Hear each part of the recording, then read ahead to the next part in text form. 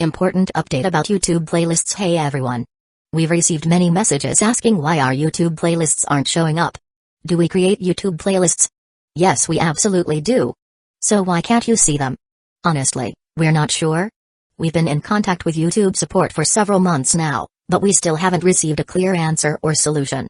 After much discussion, our team has decided to take matters into our own hands. We believe the issue might be related to the number of playlists we've created on a single channel, possibly too many. Our solution? We're launching 2 additional YouTube channels, giving us a total of 3. This way, we can organize our audiobooks better and avoid the playlist visibility issue in the future. This change only affects our YouTube audience. If you're a patron supporter, you can still access all our audiobooks by visiting the collection menu on Patreon. Thanks so much for your time and continued support. Happy listening. St. Topman Warcurry shook his head. At this time, he remembered a matter. Speaking of which, the report from the construction department mentioned that the renovation of that thriller bark is nearing completion and asked when it should be towed to the foot of Reverse Mountain. Really? That's truly great news. Once it appears at the foot of Reverse Mountain, pirate ships from the 4 seas can forget about entering easily again. St. Jaga Ursha Saturn laughed happily. But there will also be a lot of trouble. The pirates caught at first will definitely not be few. At that time, your and I's lobby will be busy. And when encountering a ship without a pirate flag, it will also need to be investigated and inspected to determine the ship's identity. This will definitely require a large number of personnel. All of this needs to be prepared. St. Marcus Mars crossed his fingers and propped up his chin, speaking his considerations one by one in a deep voice. Also, shouldn't this Reverse Mountain Navy branch also have a designation? St. Jaga Ursha Saturn was already prepared for this last sentence. Looking at the marine branches along the entire Grand Line, G2, G4, G6, G8 are in the first half, and G1, G3, G5, G7 are in the second half. I am preparing to designate this Reverse Mountain branch as G0, which also carries the meaning that no pirates will enter the Grand Line from here on. The base commander will be Borsellino as originally planned. With his devil fruit ability and speed, it is enough to guarantee that no pirate ship can escape.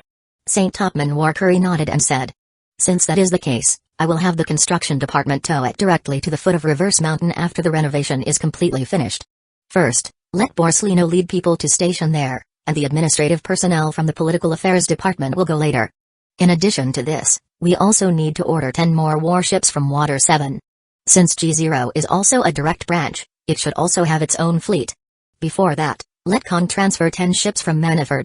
At the same time, just as the world nations had just recovered their calm from the One Piece public broadcast and were immediately facing the second wave of commotion from the convening of the Reverie, the great undersea prison, Impel Down, also welcomed another big figure. Humphrey, this place is really my first time visiting. I don't know what the difference is from other prisons. I'd like to see for myself and see if it can control me." Kaido, wearing specially made large sea stone handcuffs, walked down the warship under the supervision of Garp and a group of marine officers, looking arrogantly at the giant iron gate before him and the grim internal environment. Ha ha ha ha. Anyway, I've never heard in my life, nor have I seen anyone who could escape from inside. If you kid can do it, you'd be the first person since the world government was founded. At that time, I'd be very happy to personally escort you back. Garp tilted his neck back and laughed loudly with his mouth open. Go in quickly.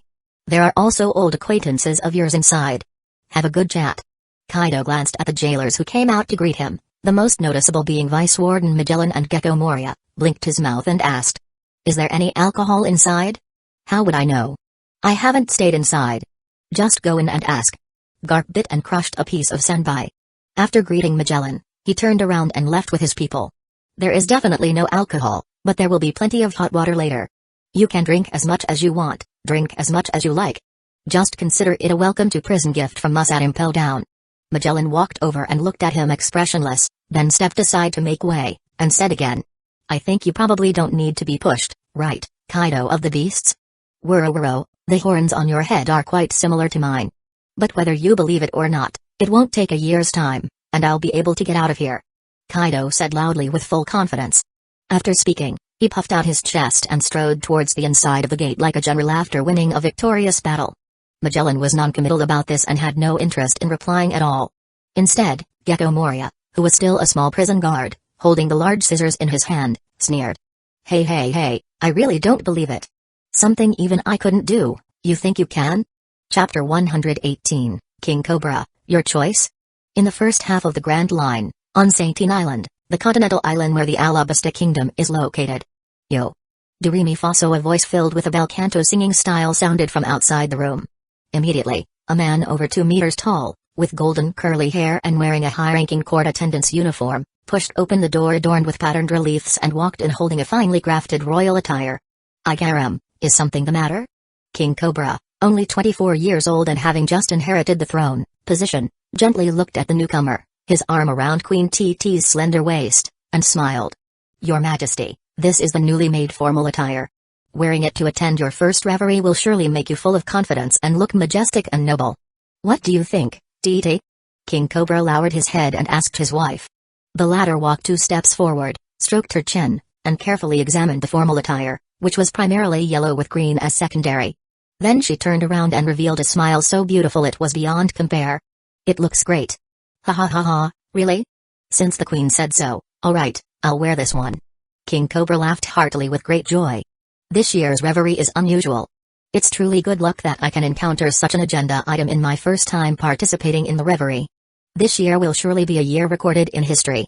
The young king clasped his hands behind his back, looking at the prosperous scene of the capital Alubarna outside the window, feeling only a grand ambition burning in his chest. Although I don't know why the world government suddenly showed such great mercy, this king must strongly assist in eliminating slavery from the world and let all races live equally. Seeing her husband so excited, Queen TT, whose beauty was 90% similar to the future Princess Vivi, walked over and smiled gently. Then will we be able to see the legendary beautiful mermaids here in the future? This. Mermaids probably don't really like the intense heat here. As for beauty, in my heart, you are the most beautiful woman. I believe even a mermaid wouldn't compare to the Queen. King Cobra looked at his wife affectionately and said.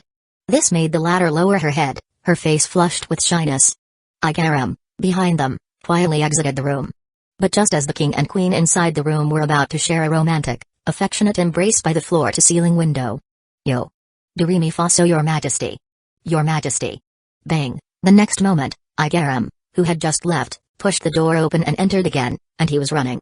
This made Queen TT shyly and quickly push King Cobra away. She quickly slipped into another small bedroom, leaving the latter looking at Igaram with a face full of helplessness. However, this young king truly had a good personality. He didn't get angry or upset about this, merely sighed and asked, what happened? It's really rare to see you looking so flustered, Igaram. Your Majesty, news just came from Yuba. The world government officials' ship has arrived and they said they are coming here immediately to see you. World government? King Cobra's expression immediately turned serious.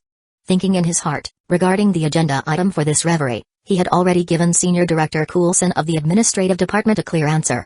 So why are they coming this time? To be honest, anyone or anything related to the world government must be treated seriously. Travel by ship along the Sandor River to the Alubarna dock, then ride a camel from there. It will take about 2 hours. Igaram, go make preparations. Yes, Your Majesty. The latter heard the order, turned around, and went to arrange it. 2 hours later, King Cobra sat upright on the throne. Standing below the platform were Captain of the Royal Guard Igaram, and 2 current guardian deities of the kingdom. They were ability users who had inherited the powers of the animal type Dorai Nomi, falcon form, and the animal type dog fruit model, Dalmatian devil fruit, jackal form, and they were also adjutants of the Royal Guard.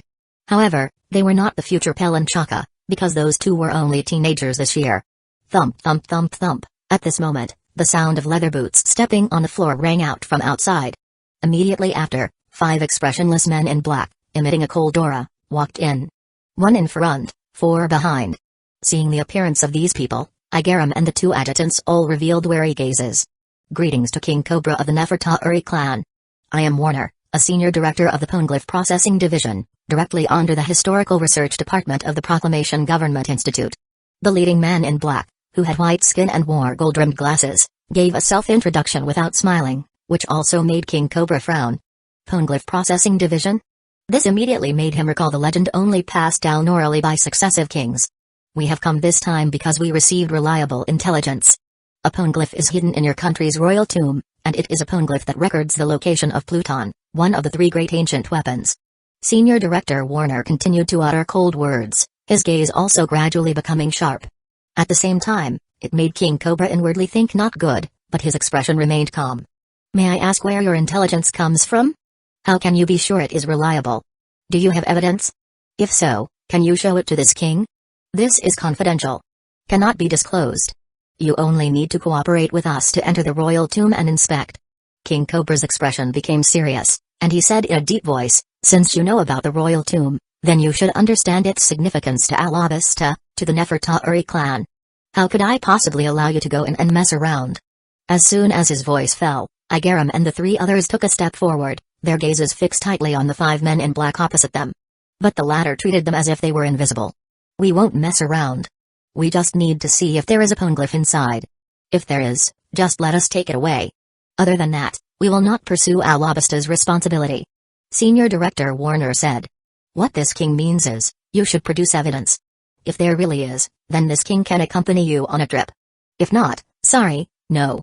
King Cobra said sternly and righteously, but this also made the atmosphere between the two sides become tense. Senior Director Warner was silent for a moment, the corner of his mouth curled up into a cold smile. Evidence? He raised his right hand and beckoned. The men in black behind him immediately took out a photo from their pocket and handed it over. After receiving it, the former casually flicked it, and the photo instantly turned into an afterimage and flew towards Igaram. What are you doing? The 2 guardian warriors, Falcon and Jackal, were immediately provoked and drew their weapons to defend themselves. The royal army around the main hall also aimed their long-handled axes with angry expressions. Don't act rashly. Igaram took the photo and found it had little force upon reaching his hand, knowing that the other party had no intention of harming anyone. He quickly shouted to stop them, saying, I'm fine. After speaking, he quickly walked up to the royal platform and handed the photo to King Cobra. The latter's pupils contracted upon seeing it, but immediately showed anger. He slapped the throne forcefully and stood up, saying angrily, how dare you trespass into the royal tomb forbidden area? Who gave you the authority? On that photo, it was precisely the poneglyph placed at the entrance of the royal tomb. We just went to get the evidence you just requested. Now, you have seen the evidence, haven't you? Senior Director Warner put away his cold smile and looked at the other party expressionlessly. Now, please make your decision. Is it to cooperate with us and take the poneglyph, or resist the world government's prohibition? Chapter 119, Alabasta and O'Hara. Dead silence. The guardian deity of the kingdom of Alabasta and a group of royal army warriors glared angrily at Senior Director Warner and the others, giving the impression that they were ready to take down these men in black the moment King Cobra gave the order. Facing so many weapons and 2 menacing zone users, the latter didn't even bother to change their expressions, calmly waiting for the king's decision. Sigh. After a long period of silence and internal struggle, the young King Cobra finally let out a sigh. He waved his hand and ordered. Igaram, you and General Uran take them to the royal tomb. But aside from the poneglyph, they are absolutely not allowed to touch anything else. Your Majesty, that is the resting place of the kings of past generations. Another general who was one of the guardian deity of the kingdom quickly stepped forward to remind him. Enough, General Nass. King Cobra waved his hand, signaling the other party to stop talking. In that case, we shall take our leave. Senior Director Warner nodded with some disappointment, then turned and left with his people. Igaram exchanged a look with the king. Seeing the determination in the latter's eyes, he quickly followed with General Uran, who held the title of Falcon. Your Majesty, why be so afraid of them? After everyone had left, General Nass, who held the title of Jackal, asked angrily, his face flushed red. We have 600,000 elite Royal Army soldiers, millions of citizens with popular support, and General Uran and I. Even if we lack battleships and cannot contend with them at sea, preventing the world government's army from invading should be more than enough. Hearing this, King Cobra might have agreed if it were in the past. After all, Alabasta's national strength could be said to be the undisputed strongest among all affiliated countries. But ever since watching the world broadcast that the world called the One Piece Great Sea Battle, he looked at the other party with a puzzled expression. General Nass, didn't you watch the world broadcast a few days ago? If you are referring to the great treasure of the Pirate King or whatever it was, I did not pay attention, nor do I have any interest in paying attention. I'd rather spend that time training the training unit or honing my own strength and martial skills. General Nass replied stiffly. King Cobra was instantly speechless. He also realized how difficult it would be to explain how powerful Marine Admirals and Marine Admiral candidates were. Even if he gave a rough explanation, this general would likely not believe him. He thought for a moment, preparing to approach the matter from a different angle. General Nass, once we completely break with the world government, we will face a large-scale attack from the Marine fleet. Even if our royal army can withstand it, the peaceful lives of our citizens will be destroyed. They are living in peace and prosperity now, So why should I plunge the entire kingdom into turmoil for a stone I don't even understand? King Cobra's earnest words echoed throughout the main hall, reaching the ears of every royal army warrior and causing their resolute expressions to soften slightly. As a descendant of the Nefertari clan, it is indeed my incompetence that I cannot protect the poneglyph passed down by my ancestors and allow outsiders to trespass into the royal tomb, disturbing their peace. But as the king of Alabasta, my primary responsibility is to ensure the kingdom is prosperous and the people are safe. Unless absolutely necessary, I should not rashly resort to military action. In my opinion, whether it's the poneglyph or the rules of the royal tomb, they are insignificant compared to the kingdom's safety. The royal army should fight for the kingdom, not for a stone. Every word from the young king was so forceful and resolute. However, this resolute and wise king, upon returning to his bedroom, hugged his queen and wept uncontrollably, tears streaming down his face like water. Titi, I'm sorry to my ancestors, woo woo woo. At this moment, King Cobra's previous thought that the world government had become more benevolent vanished completely. The world government was still the same world government. Cold, hockey-filled, ruthless, and terrifyingly oppressive. Holy Land Marie Joais, the room of authority within Pangaea Castle. As expected, Alabasta caved. Im had just learned from the 5 elders about King Cobra's decision. The latter still chose to obediently hand over the poneglyph. He had actually considered what he would do if Cobra hadn't caved and chose to confront the world government head-on to protect the poneglyph. Alabasta's national strength was certainly powerful, living up to its reputation as a superpower in the first half of the Grand Line. However, this superpower status referred to its strength among affiliated countries. To contend with the world government, it was still far too weak. Nevertheless, if they truly wanted to deal with Alabasta, and believed there was no need to launch a war, they could simply have the Marines blockade its coastline, prohibiting any ship from entering or leaving. Although Alabasta was vast, roughly 90% of it was desert. The resources it could utilize were very limited, and freshwater was entirely dependent on imports from other islands. Therefore, by cutting off the flow of supplies, the people inside would soon die of thirst and starvation. However, unless necessary, M didn't want to cause excessive slaughter. The reason was simple: population was very important. Once the myriad worlds opened, population would become even more important. The scale of troops in civilization wars would definitely be in the hundreds of millions, but the current population of Planet C was not that large. The poneglyphs from Fishman Island and Alabasta are in hand. The poneglyphs known from my previous life are the one in O'Hara, one on Zizbak, one on Sky Island Shandora, 2 in Big Mom's possession, and one I remember Jinbi discovering in Sea Beast City in the future. Needless to say, the easiest one to obtain among these was the one in O'Hara. Let me think. Im continuously dug through his memories from before he transmigrated, using his extraordinary mental power. The poneglyph exploration team assembled by O'Hara set out in 1494, which was 4 years ago. Then they were arrested by Saul in 1500, which is 2 years from now. So, Nico Robin's mother is still wandering around outside. They've been searching outside for so many years, they must have found quite a few poneglyphs. But those things are too big and too heavy to carry easily. So, for research purposes, they would need to make rubbings and record the locations. As he thought, he suddenly felt that perhaps there was no need to rush into this matter. It could simply be allowed to develop naturally. Even if a butterfly effect occurred and this group wasn't caught by Saul, they would only need to have Cypher Paul agent keep an eye on O'Hara. It wouldn't be too late to arrest them after they returned. Then, the Poneglyph Processing Division could simply take the locations recorded by the exploration team and retrieve them one by one. How much easier would that be? After being caught, the scholars in O'Hara who researched poneglyphs definitely couldn't be spared. Because they conducted illegal research despite the world government's explicit prohibition and repeated warnings, dealing with them was only right and something they brought upon themselves. He believed they were prepared for the consequences. However, a buster call was out of the question. Such a large tree, what a beautiful landscape. And there were so many books, turning it into the largest library would be quite good. How wasteful would it be to blow it all up? To the current him, everything on this planet belonged to him, so he wanted to preserve unique places as much as possible. This included important characters. If they could be used, he would try to find ways to utilize them. Only if they were truly unusable would he consider eliminating them. After all, those who couldn't be used were just waste, so they should naturally be treated as garbage. However, Nico Robin is a good prospect. She should have eaten the flower fruit model, replicate human devil fruit by now. Send her to Cypher Paul's Kona Island for training. It won't be long before she becomes another top-tier intelligence agent. Im stroked his chin, pondering this matter. In the future myriad worlds, intelligence members would definitely be the first to enter and gather intelligence, So the more experts in this area, the better. For her, Alvia could be used as a hostage.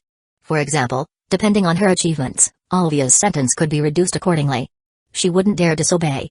Chapter 120, The First Man to Step Through the Stargate. Marine Calendar 1498, September 15th, the day the reverie is held.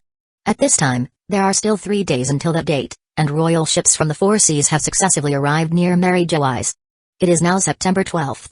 This day is destined to be recorded in history in the future, but not now.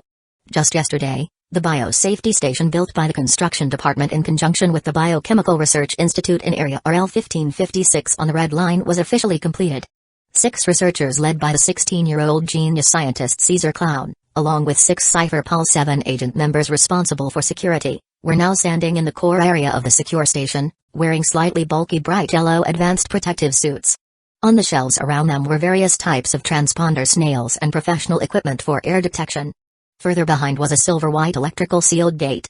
At the same time, 4 surveillance tendenmushi were placed in the corners of the ceiling. They transmitted screen feeds without blind spots to the Cipher Pol headquarters located in RL 1999 area, as well as the Room of Authority where the 5 elders were, and Im's room of the Moon Tree House.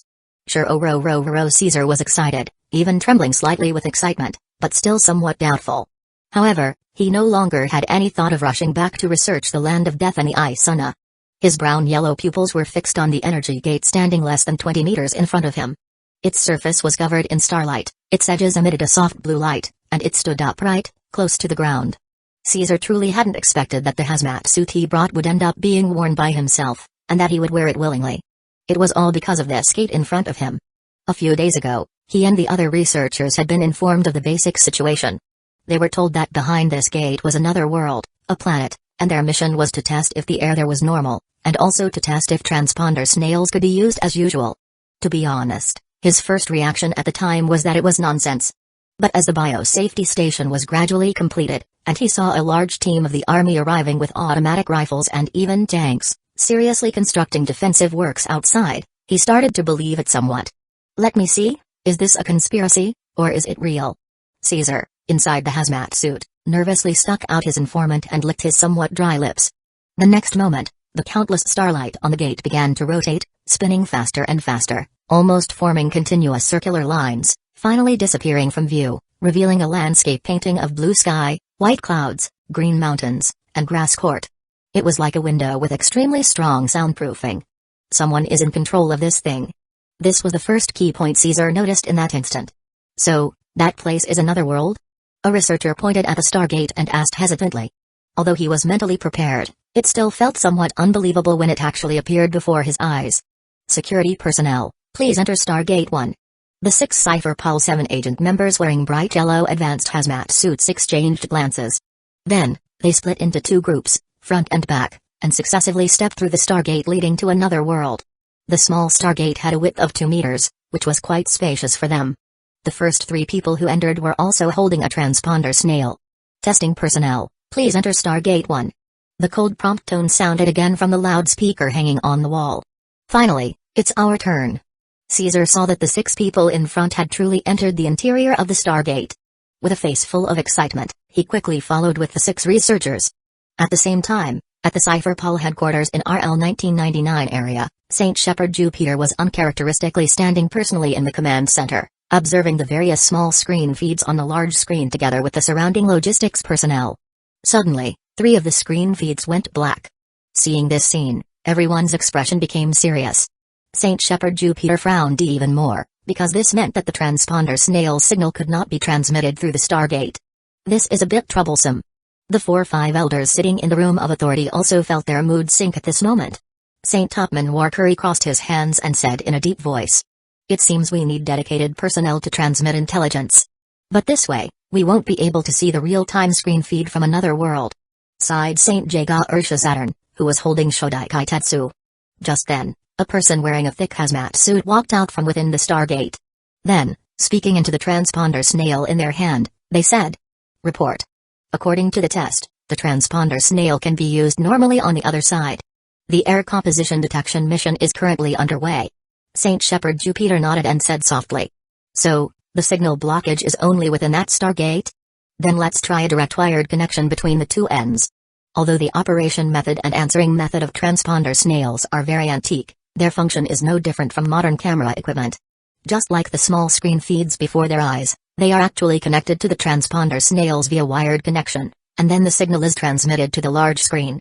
On the other side, Caesar completely ignored the people who were getting busy around him. Instead, he curiously scanned the surrounding environment. But the more he looked, the stranger he felt. Because it was too normal. Shirorororo, is this really another world? No matter how I look at it, it's just ordinary mountains, ordinary grass court, ordinary sky, and ordinary great sea. Caesar looked disappointedly at the sea surface in the distance. Then, he walked over to the researcher who was operating the detection equipment. Without asking anything, he lowered his head and glanced at the data on it. Except for the oxygen content, the air composition and ratio are similar. There are no unknown substances either. By the looks of it, there's no need to wear this hazmat suit. Although he said that, he still didn't quite dare to be the first to take it off and take a deep breath of the air here. Hey, the compass can be used here, and it's very stable. This shows that the magnetism here is fine. Another researcher nearby said, looking at the ordinary compass in their hand. Hearing this, Caesar thought to himself, even if this isn't another world, it shouldn't be an island in the Grand Line. It must be somewhere in the four seas. Soon, the Cipher Pol 7 agent member who had gone back returned with a transponder snail connected to a thick black line on its rear. This time, its call with the Cipher Pol headquarters on the other end was not interrupted again. We can see it. Saint Shepherd Jupiter in the command hall, the 4-5 elders in the room of authority, and him inside the room of the Moon Tree House all had their eyes light up. A clear landscape screen feed appeared on the screen, accompanied by the sound of wind, waves, and insects chirping. TSK TSK TSK, I really didn't expect the first person to enter the new world would be this kid Caesar. Im chuckled softly, sitting on the sofa. Although strictly speaking, Caesar wasn't the first person to step through the Stargate, the point is that he only knew him. Everyone else was just Mumai passers-by to him. Report, the air here is fine. We suggest attempting to remove the protective suits for testing, and simultaneously further testing the soil, trees, and seawater, and collecting plants and biological samples. Permission granted. Clap clap clap. The long-awaited multiverse has begun. The Stargate world is opening, and the world government's hand is reaching out to the edge of another world. Chapter 121, An Utterly Ordinary New World. This world seemed to be in the transition between spring and summer. The average temperature was stable between 21 and 22 degrees Celsius. Lush trees were everywhere, along with grass court and rolling hills. About 300 meters east of the Stargate was a great sea. It was unclear if this was the coast of a continent or if it was an island itself. After testing confirmed that normal breathing was possible here, Caesar and the others took off their thick, stuffy hazmat suits and began collecting samples of the soil, plants, insects, and even seawater. The Cipher Pol 7 agent members also resumed their black suits.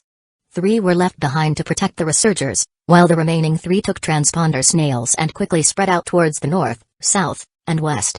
However, they didn't plan to go too far, stopping after roughly 1 kilometer.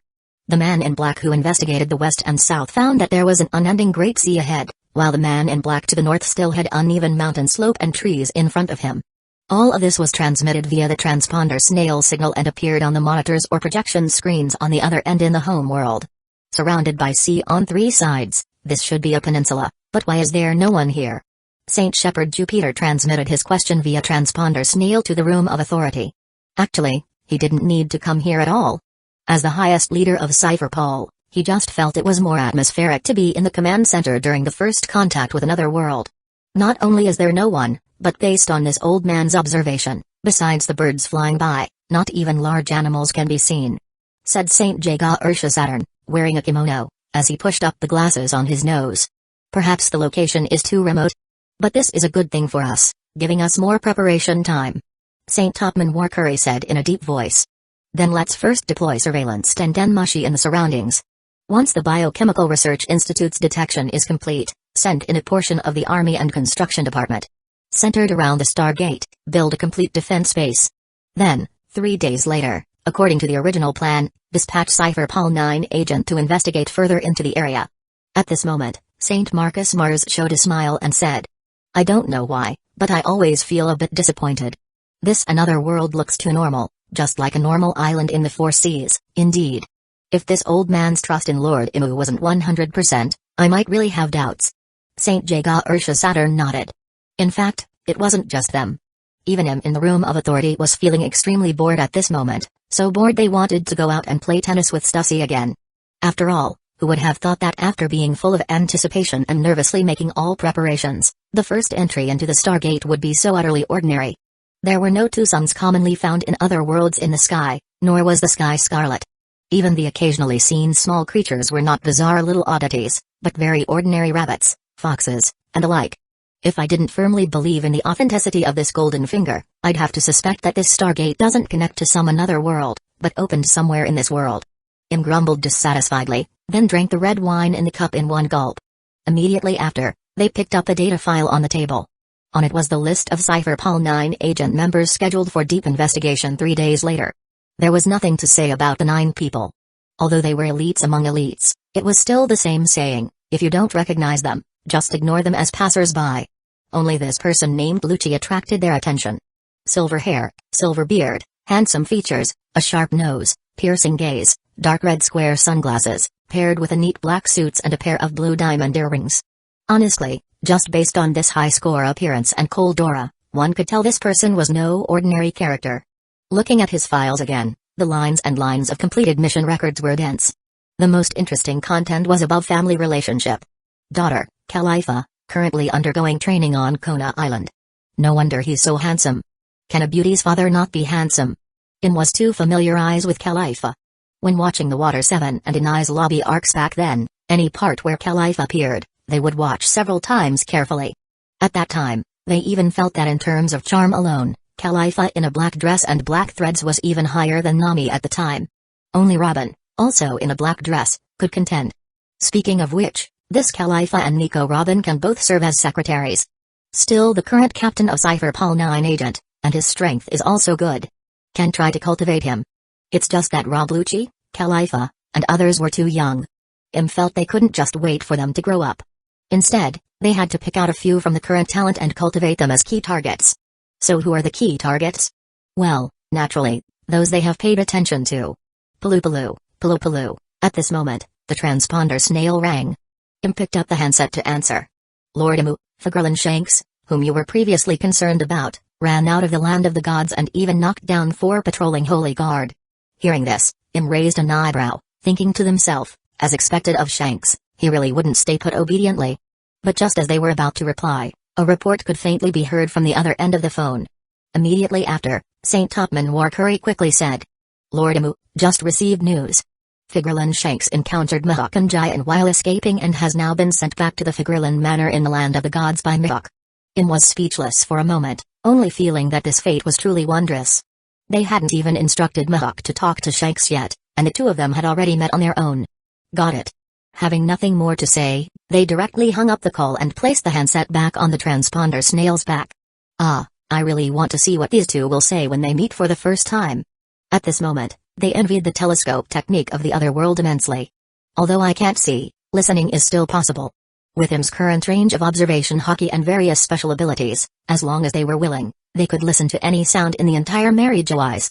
This could be called the listening device technique. Land of the gods, Figurlin Manor. Who exactly are you? Shanks' face was ugly as he glared angrily at Mihawk, who had brought him back. As for Giant, since she couldn't enter, she had already gone back on her own. Dracule, Mihawk. Like you, I am a celestial dragons. Mihawk found a wide chair, sat down, crossed his legs, and said calmly as he looked at the other person. Don't joke around. How could a celestial dragons have such strength? And I don't admit I'm a celestial dragons. You're not weak either. I saw that those Holy Guard were no match for you at all. But you're still a bit far from being able to leave here. You could have run at most another 200 meters just now and would still have been caught and brought back. After speaking, Mihawk pointed to the chair opposite. Why don't you sit down? How about we chat for a bit? You. Seeing Mihawk's attitude was so casual, Shanks gritted his teeth in anger, but could only helplessly sit down. In their previous exchange, he was completely no match. There was nothing he could do. He was 15 years old this year, while the latter was already almost 20. The 5-year gap between a minor and an adult was completely different from the 5-year gap between 2 adults. Hey, what do you want to chat about? After we chat, can you take me away from here? Mihawk said softly. Let's chat about your Roger Pirates story. Mainly about the time of Gul D. Roger and the Dark King Silvers really. For example, their swordsmanship style. Then if I tell you, Will you take me away from here? I can't. Then why should I tell you? I can come here often and sparring with you. Or do you prefer to stay alone, or interact with other celestial dragons? Fine.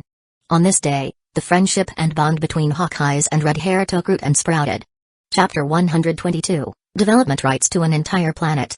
Finally, on September 15th, the reverie officially convened. Kings from the East Blue, South Blue, West Blue, North Blue, the first half of the Grand Line, the New World, and nations like Fishman Island beneath the Red Line, accompanied by a small number of guards, disembarked from their royal ships and gathered at the dock in Redport. For the veteran kings, this place was already quite familiar eyes, and they wore expressions and postures of ease as usual. But for King Cobra and Queen Atoheim, who were visiting for the first time, it felt incredibly fresh. Especially the colossal world government logo on the surface of the Red Line's rock wall, which appeared like a giant in their eyes. What beautiful houses, is this a human town? Queen Atoheim excitedly looked at the clean and tidy roads before her and the brightly colored, exquisite buildings on both sides. Just then, she noticed bubble after bubble floating up from the grass court beneath her feet. There are bubbles here too? Atoheim, our bubbles are self-made, but the bubbles here utilize Yarukiman mangroves. Look at those two tall trees with large bubbles covering their tops. King Neptune, who was 12 meters tall, floated in midair encased in a bubble. As he spoke, he pointed towards the distance ahead. I heard that over at Manaford, to make it easier for male fishmen to travel there in the future, they are also preparing to plant Yarukiman mangroves on the island. While they were speaking, the surrounding kings were also curiously observing Queen Atoheim, because she was not yet 30 years old, so her lower body still retained the appearance of a fishtail, but her orange-yellow long dress concealed it very well. What a beautiful blonde mermaid! Are these King Neptune's family members? Even the young King Cobra looked over several times from a distance. For him, both the enormous fishman King Neptune, comparable in body size to a giant, and the mermaid Queen Atoheim were sights he had never seen before. However, the thought in his heart at this moment was that the legendary mermaids were indeed not as beautiful as my Queen TT. Seeing this, Queen Atoheim stepped forward generously and said with a gentle smile, "Respected kings, I am the Queen of Fishman Island, named Atoheim. Please guide me." Oh. So it's the Fishman Queen, no wonder her temperament is extraordinary. The king suddenly understood. Just then, they saw over a dozen men in black walking towards them from the direction of Redport, carrying visual Den Mushi and small camera Den Mushi. They then dispersed around the area and began filming them. What are they doing? Elizabello II of the Prudence Kingdom, puffing out his muscular chest and swinging the large cape behind him, asked curiously. Starting from this year's reverie, the process and results will be publicly announced via world broadcast. After explaining, the official from the propaganda department news agency walked up to a transponder snail and introduced loudly.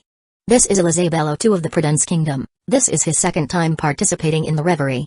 Excuse me, what issue do you plan to raise at this meeting? Hearing the question, Elizabello II was speechless for a moment, but thinking that countless people might be waiting for his answer right now, he still spoke with some hesitation. Our nation is facing a military threat from the Alabasta Kingdom. Their fortress has been built right on the border, so I plan to propose sanctions against them at the meeting. Meanwhile, the other kings were also startled by the situation created by the propaganda department. Facing the gaze of various transponder snails made them feel very uncomfortable. Some kings in the back who were not questioned or focused on gathered together and discussed in low voices. What's the situation? Why is there suddenly a public broadcast? Exactly, does that mean the meeting later will also be held under the watch of countless people? What should we do? Everyone has probably guessed the agenda items for this year, and this old man was planning to object. What's going on with the world government recently? They suddenly like doing all sorts of world broadcasts. For a time, the kings became flustered, their hearts starting to panic. They knew that in the past, they could be willful at the meeting table, and rude, loud arguments were basically the norm, with mutual insults also common. But now, and for the citizens in front of the screens, this was another excellent entertainment program. The reverie was a matter that the entire population paid attention to. It was just that before, they could only learn the general situation through subsequent newspapers. But now, they could watch the entire discussion process of the kings at the reverie through the camera. This was absolutely amazing, wasn't it? Almost all the citizens gave a big thumbs up in their hearts for this action by the world government. Room of authority. While Mary Jo Eyes was becoming lively, the five elders had no time to focus on the reverie. Anyway, everything that needed to be arranged had already been arranged. The width of the Stargate is too narrow. Most of the construction equipment can't get through. The construction department personnel can only use basic tools, which severely affects the construction speed of the base barracks. St. Topman Warcurry said with a grim face. That world over there doesn't seem to have many people or dangerous creatures. It's fine if the base is a bit slow. St. Jaga Ursha Saturn said calmly. St. Marcus Mars said. Why don't we think about how we should utilize it if the other side is truly a barbaric world without civilization? His words caused the other four to fall into thought. Indeed, with the resources of an additional planet, how to use them well was the key. After a moment, St. Topman Warcurry spoke first. The first things that come to mind are minerals, timber, grain, livestock, and fresh water. In fact, the resources of the large and small kingdoms on Blue Star, planet C renamed, are not very abundant right now. Many times, conflicts between nations stem from the struggle for resources. This is very easy to understand. After all, this is a world where 90% of the area is occupied by the ocean, and every kingdom is located on an island surrounded by the sea on all sides. Although there are many resources in the sea, the various massive and dangerous sea beasts within, and even sea kings, are not existences that these ordinary kingdoms can deal with. Fishermen are constantly on edge even when going out to fish by ship. Coupled with the chaotic magnetism and the extremely volatile climate, transportation between nations is extremely inconvenient, making the circulation of these already limited supplies even more difficult. And for the world government, what is most lacking is actually metal resources, especially iron and copper. This is actually one of the reasons why the Marines have always used breech-loading repeating flintlocks. Because 80% of the main body of this gun is wood, only the gun barrel uses iron, and the bullet uses copper. If they were to truly equip all the soldiers of the Marines and Army with automatic rifles, it can only be said that the world government has money, but even with money, they cannot buy so many materials. Also, the Marines' warships, only headquarters-level warships, have a layer of iron plating on their outer hull. The warships of the Four Blues branch are purely just painted with a layer of blue paint. So, if it is truly confirmed that there is no civilization or other dangers, I want to quickly dispatch the mining department to explore the mineral vein resources and freshwater resources of that world. If enough iron ore and copper ore are truly found, then we won't need to purchase materials from those kingdoms anymore. We can directly source them locally and build weapon factories. Chapter 123, The Shocked Kings and the World. When did a tennis court appear here? When the 50 kings and their guards arrived at Pangaea Castle, just as they were about to pass through the social plaza to head to the World Conference Hall, those who had been here before immediately noticed the change. Tennis, as a popular sport within the noble circle, was basically known to everyone among the kings present. Of course, this didn't mean that all kings and nobility from affiliated countries knew about tennis, but the kings who could attend the revelry were considered upper class even within the king class. Their knowledge and experience were far superior to those from small nations, weak nations, or poor nations. This is quite nice. How about we play a couple of matches later? Alright, no problem. I often play with my daughter. Hey, did you notice? The court's screen feed, combined with that vermilion net, looks a bit like the Grand Line and the Red Line. You're right. But just as the kings were chatting about the tennis court, the administrative department official leading the way stopped and turned around, saying expressionlessly, "That is the court bestowed with the name Holy Land. Only those specifically permitted may use it. Furthermore, anyone who steps even half a step into the court without authorization will be arrested under the charge of blasphemy against world nobles." As he said this, his cold gaze swept over all the kings present, as if silently warning them that even they would be treated the same. The kings were stunned.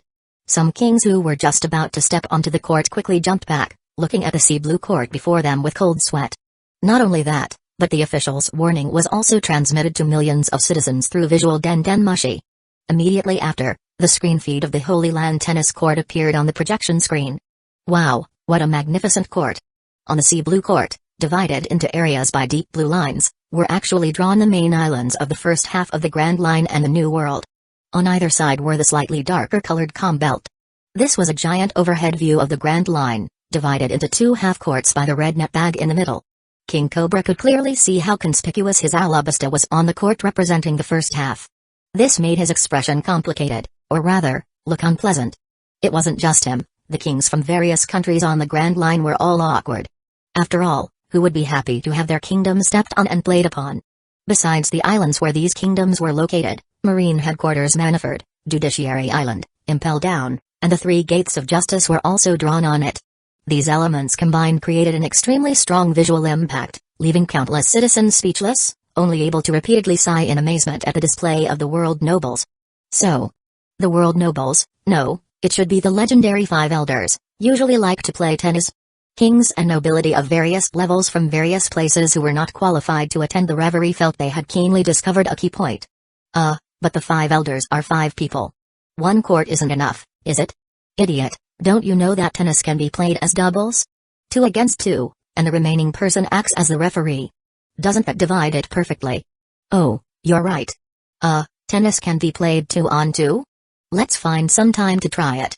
While the outside world's attention was drawn to the Holy Land tennis court and various discussions were flying, the kings left their guards in the social plaza and continued following the official ahead to the World Conference Hall. 10 minutes later. Wow! The moment the official pushed open the gate, this time, the 50 kings present and all the audience watching the live broadcast subconsciously shouted out in unison. At this moment, the entire world seemed to tremble slightly from this single wow.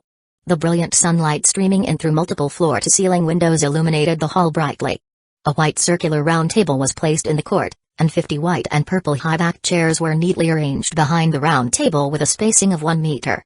Considering that each king's body size varied, the chair's surface width was completely customized according to each king's size. But what was most eye-catching was the circular white platform within the circular round table, imprinted with the giant emblem of the world government. The entire scene gave off an invisible aura of solemn and dignified atmosphere. This is where the 50 kings discuss important matters? My goodness, this is too high class. When can I go and sit there? King Cobra, King Neptune, and others who were actually present were also dumbfounded. Those who hadn't been here before were simply shocked, while those who had were completely bewildered. What's going on? The hall's layout has changed. Where's that long table? King Arnold of Drum Kingdom asked in surprise, pointing inside. Previously, the place where they held the reverie was a long table less than 3 meters wide but dozens of meters long. 2 of the 50 kings sat at the ends, and the rest sat facing each other on either side. In fact, in the original timeline, this situation would have continued for a long time, only changing to the round table format more than 20 years later. Please take your seats according to the nameplates on the table. Afterwards, attendants will remove the nameplates and bring black tea or coffee. After saying this, the leading official turned and left without delay. The kings exchanged glances but immediately took action, searching for their seats. King Neptune, however, didn't need to, he just needed to flow to the largest chair and sit down. This is really good. Compared to before, the current environment is comfortable and grand. Sitting next to King Neptune was the king from Goa Kingdom in the East Blue. Hearing the former's evaluation, he also expressed strong agreement and satisfaction. Indeed, I always felt that long table couldn't match our identity and status. As he spoke, he observed the visual den Mushi placed around him with his gaze. When he noticed the transponder snail's gaze sweeping over, he quickly sat up straight, puffed out his chest, and adopted a majestic and arrogant posture. Seeing this, King Neptune secretly shook his head. Soon, the 50 kings were seated. The attendants respectfully served black tea, removed the nameplates from the table, and quietly left the hall. For a moment, the entire atmosphere became very quiet. Actually, in the past, this time would have been quite lively, with those on good terms greeting each other and those on bad terms exchanging sarcastic remarks. But when they thought about the countless people watching them now, no one was willing to be the first to start speaking. Just then, the gate opened again. Queen Atoheim, wearing a gorgeous orange-yellow gorgeous long dress and meticulously dressed, floated midair above the circular white platform imprinted with the world government logo, using the buoyancy of bubbles. Her wavy, pure golden long hair, paired with her large blue eyes and light pink lipstick, easily attracted everyone's astonished gaze.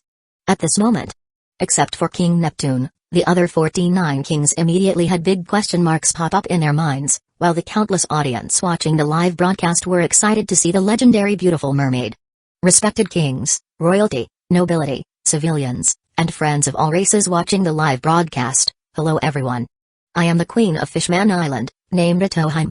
After speaking, she bowed deeply, then slowly straightened up and continued. Thank you very much to the world government for inviting me to the reverie to deliver an opening speech for everyone. The topic of this speech is I Have a Dream. Chapter 124, The Mother of Poseidon, Spirit King.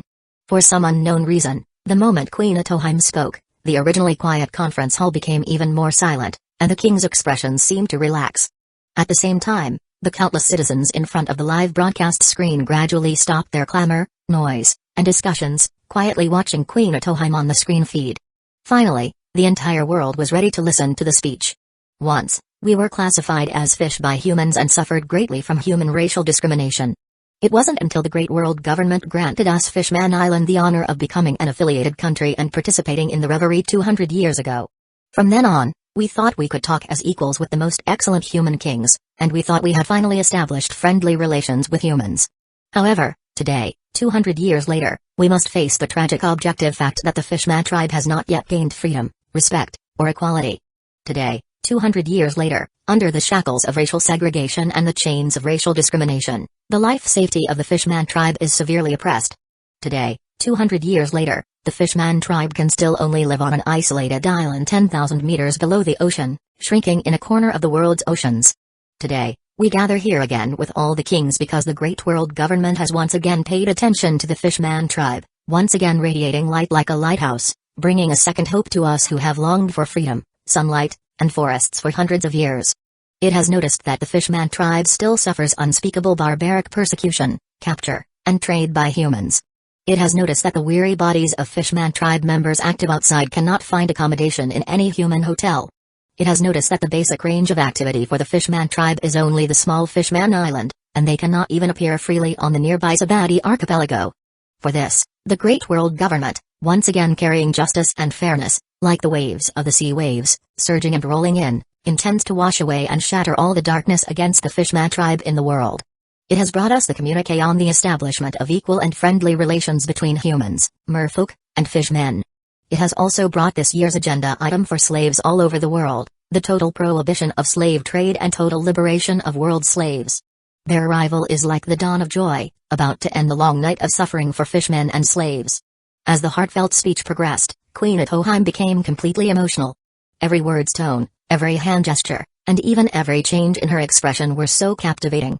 At this moment, the gaze of the 50 kings, including King Neptune, was surprisingly consistent, all showing expressions of shame, recognition, or apology, as if they felt the same way. They felt they could truly sense Queen Atoheim's sincere emotions. This moment of strong spiritual resonance, with each sentence of the speech, transformed into an invisible wave silently washing over everyone's thought and consciousness. Even the kings whose hearts were originally filled with racial discrimination found their values being subtly influenced. Even the citizens in the various sea areas, kingdoms, and islands tens of thousands of miles away, although the impact on their hearts was not as strong. Regardless of gender or age, regardless of identity or status, regardless of whether they were human or other races, they could all feel Queen Atoheim's compassionate heart from the bottom of their hearts. Many were even moved to tears by the tragic plight of the Fishman tribe. The content of the speech was not actually long, and it quickly reached the end. Or rather, the listeners, completely engrossed, did not feel any time passing. Everyone, today I want to say to you, in the present and the future, although we face various difficulties and setbacks, I still have a dream. This dream is deeply rooted in the dreams of humans and all races. I dream that one day, fishmen can truly stand up in the world and live equally with humans and all races. I dream that one day, fishmen can sit at the same table with humans in any sea area, any kingdom, any island, and share their friendship. I dream that one day, the children of fishmen will live in a country where they are judged not by their appearance, but by the quality of their character. And the biggest obstacle to these dreams is the slave trade, which was explicitly prohibited hundreds of years ago but is still ignored, or even tacitly allowed, in various places in the world. Everyone, the world government is a great world government. The world government wants to make the entire world equally great. The world government will realize all my dreams, letting the voice of freedom sound with the wind of justice, in the vast four seas, 10,000 meters below the seabed, 10,000 meters above the sky, letting it resound through every kingdom, every island, and even in the ears of every single person. Now, please let this voice of freedom first resound here at the summit of the Red Line. Please let this wind of justice first blow here above the Holy Land. Queen Atoheim truly poured all her passion, all her compassion, and all her sincerity into this speech, and used the highest stage of the reverie to spread her influence to the greatest extent. In the treehouse between the moon, Im was also listening to this century's great speech through the projection screen of a visual den mushi, just like countless citizens. What powerful observation hockey! This mental fluctuation is truly hidden. Ordinary observation hockey would find it difficult to detect its existence. Using the foresight advantage of a transmigrator, Im knew that Queen Atoheim was a naturally awakened advanced observation hockey user. Moreover, she had quite a few special abilities. She could hear the voices in others' hearts, feel others' thoughts and emotions, and transmit her own consciousness to others' hearts through words and sound. She could also influence others' minds and thoughts and create strong resonance. When her emotions reached their peak, she could even change others' values and thought consciousness. But the prerequisite was that every word she spoke had to be a thought she genuinely believed in from the bottom of her heart. Just saying anything wouldn't work. So what was this called? A strategic nuclear weapon on the spiritual level. According to the style of this world, it could be called a spirit king. However, Im could also feel that Queen Atoheim's ability had a certain range limit, or rather, the mental fluctuation she emitted had the strongest effect within 100 meters. And the mental fluctuation contained in the sound of a speech transmitted through visual denmushi or broadcast was very weak.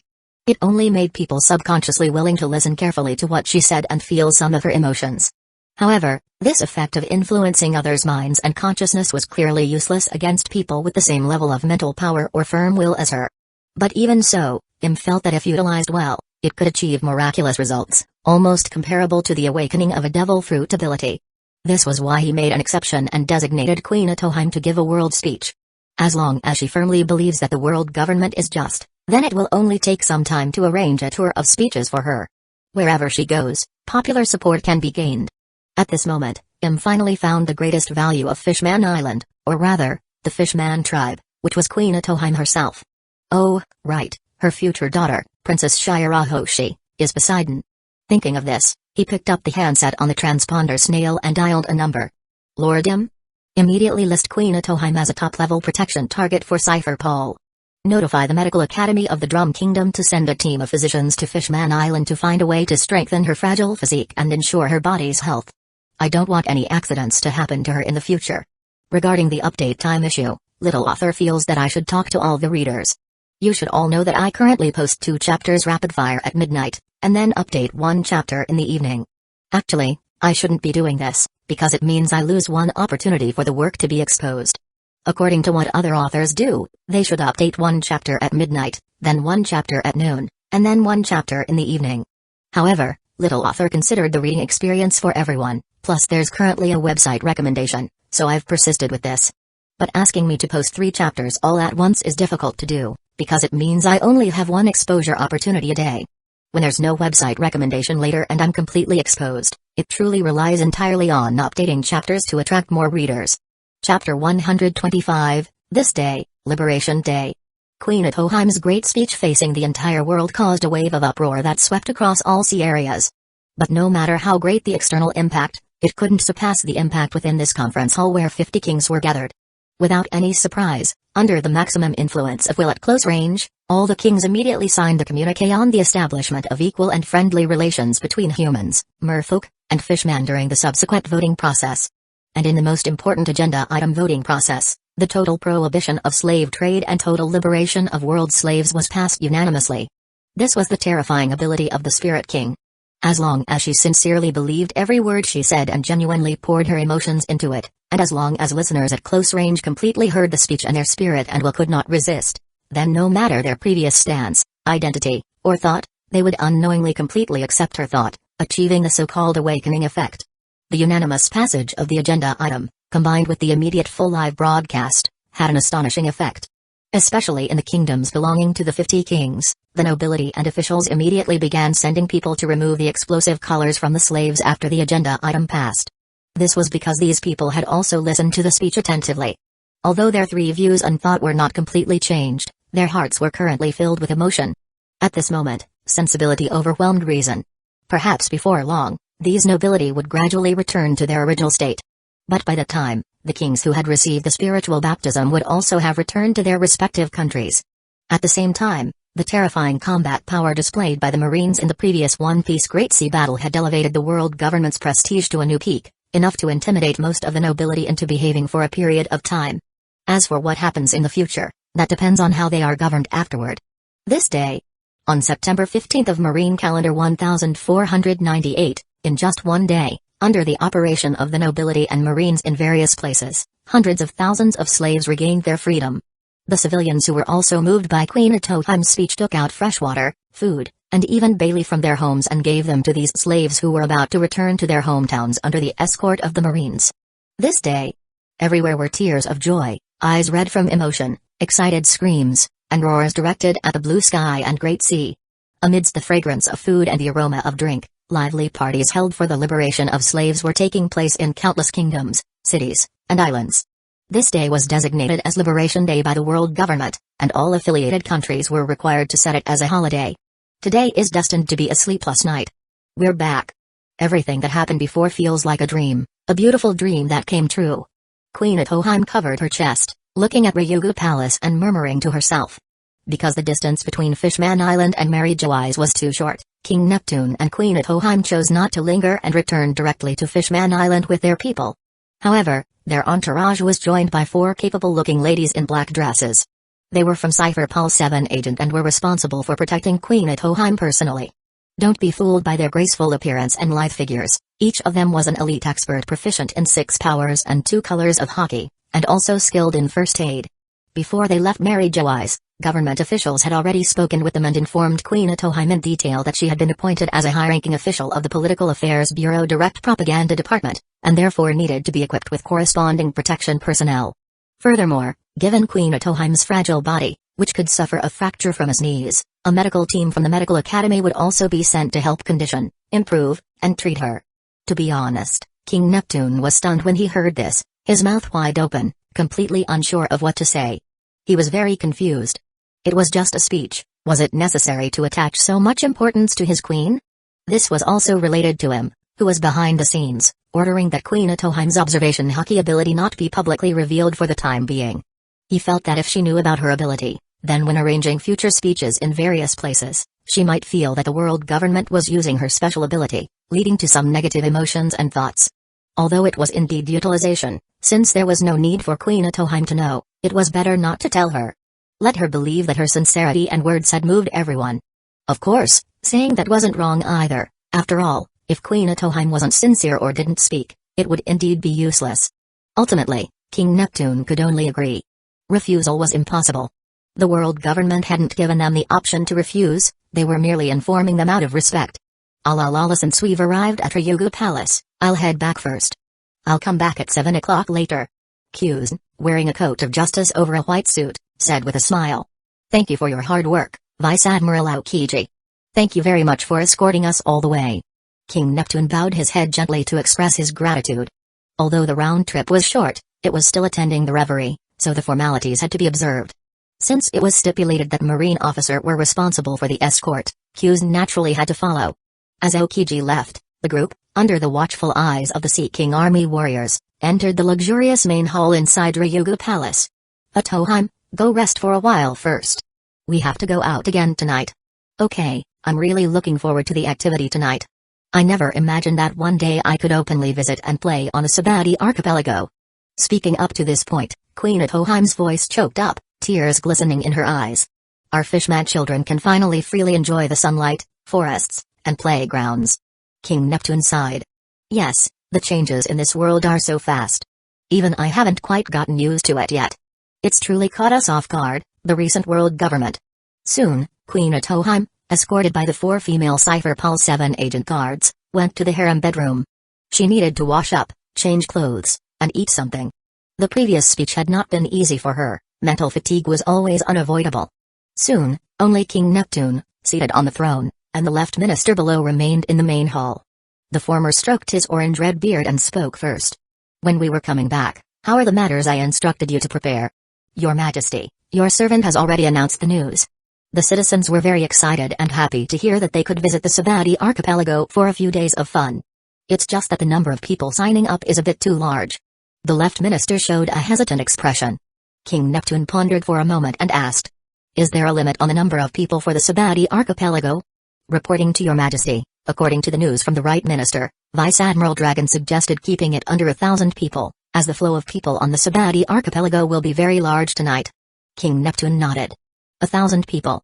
Then let's do a lottery and select 200 lucky individuals, and allow them to bring up to 5 family members.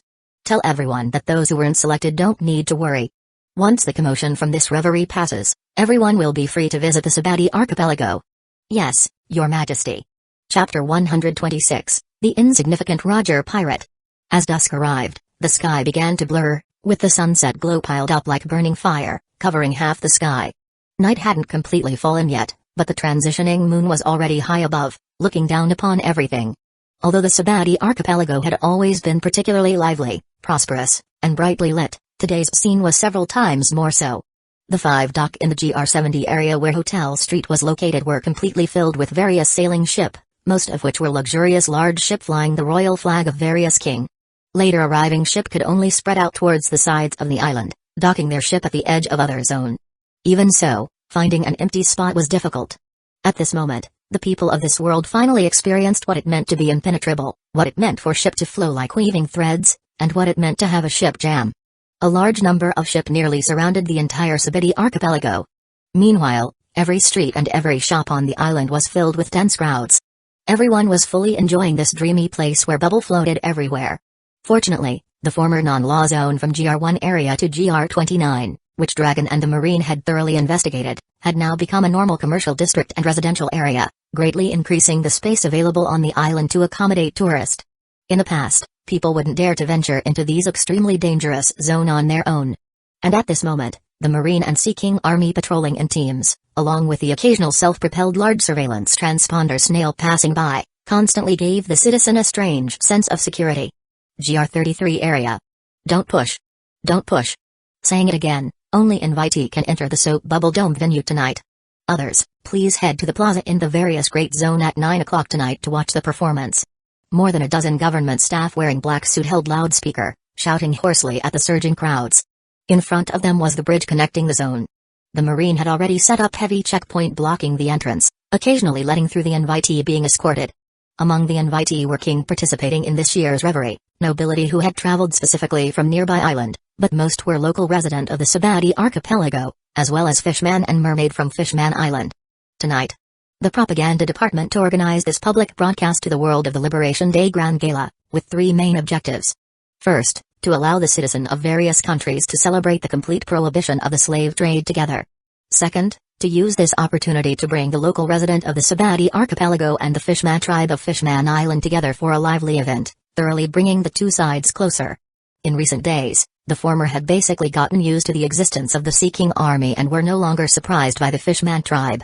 However, one was military and the other was civilian, making it difficult to have opportunities for communication. And the third.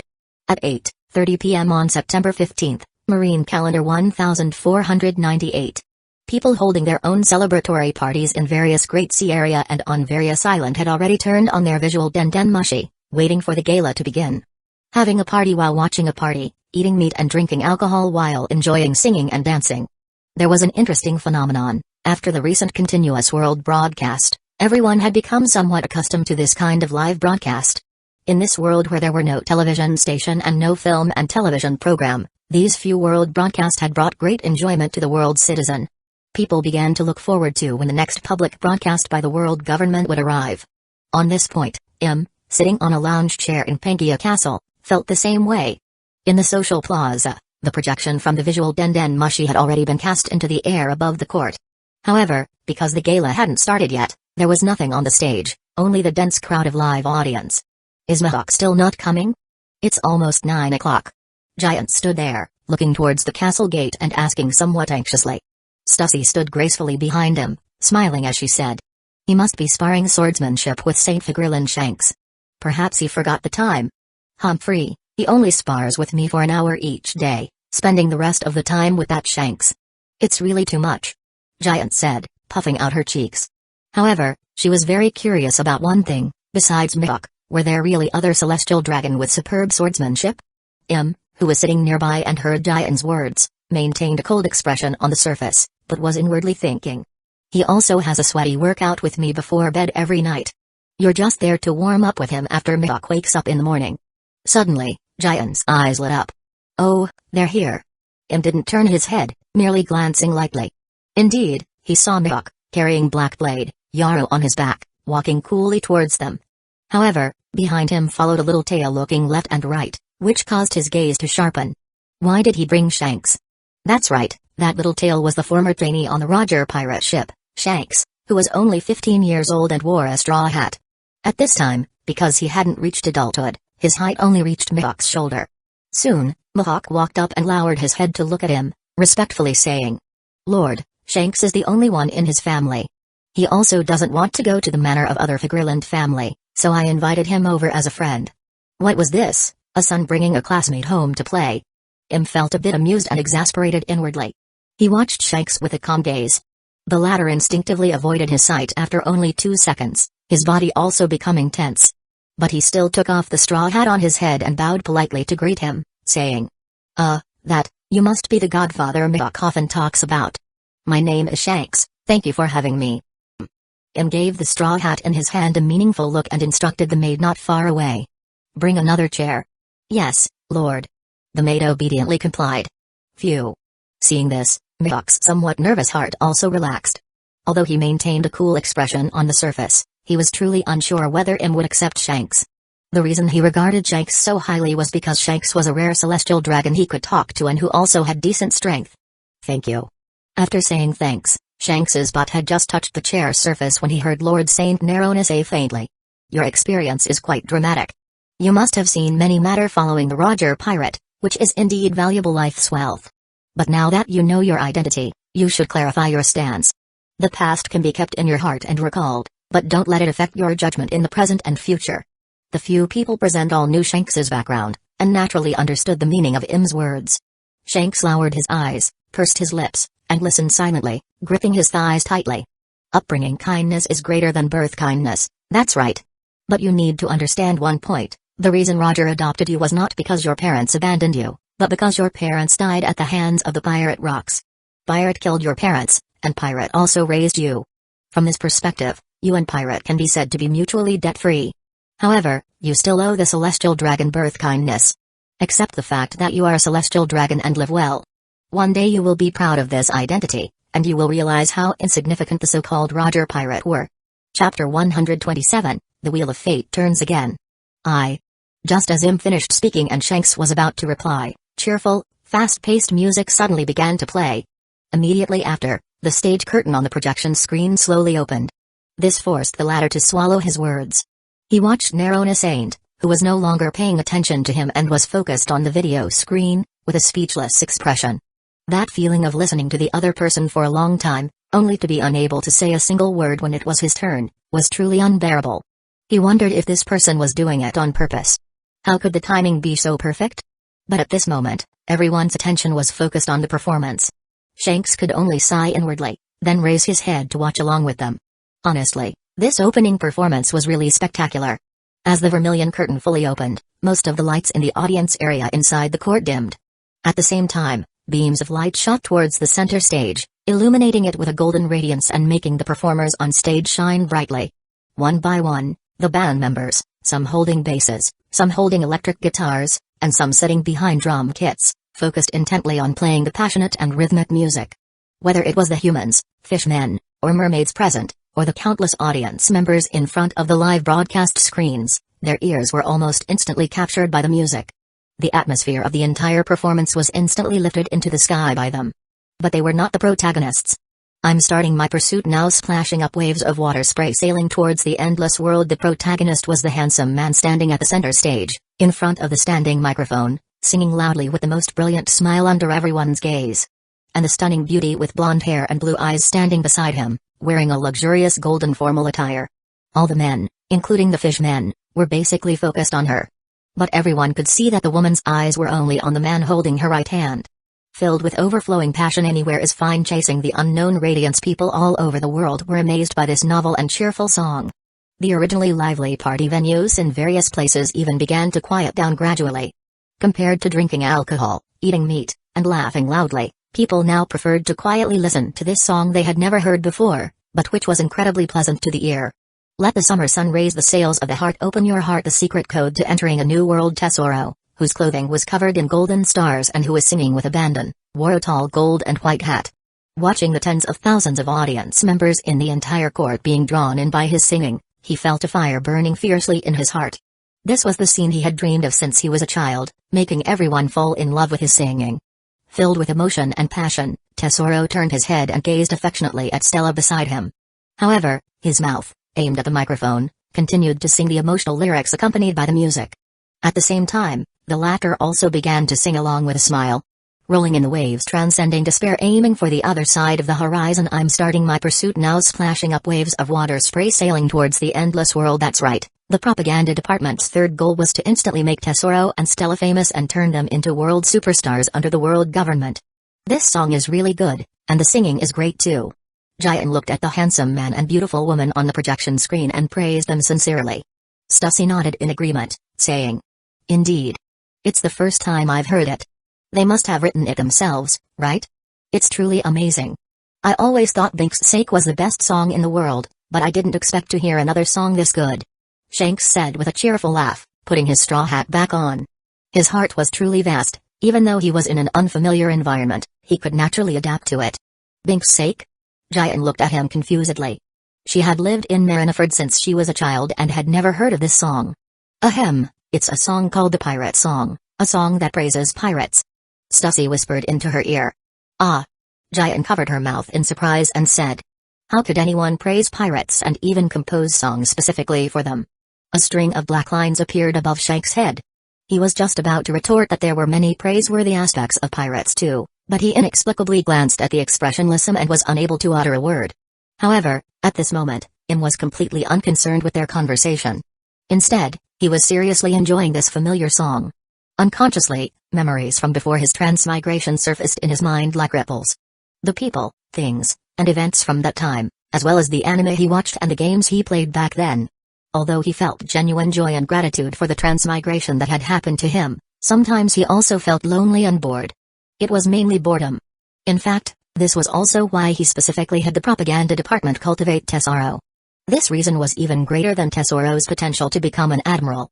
Having someone he was familiar with sing a Pirate King song that he was familiar with, that was what he wanted.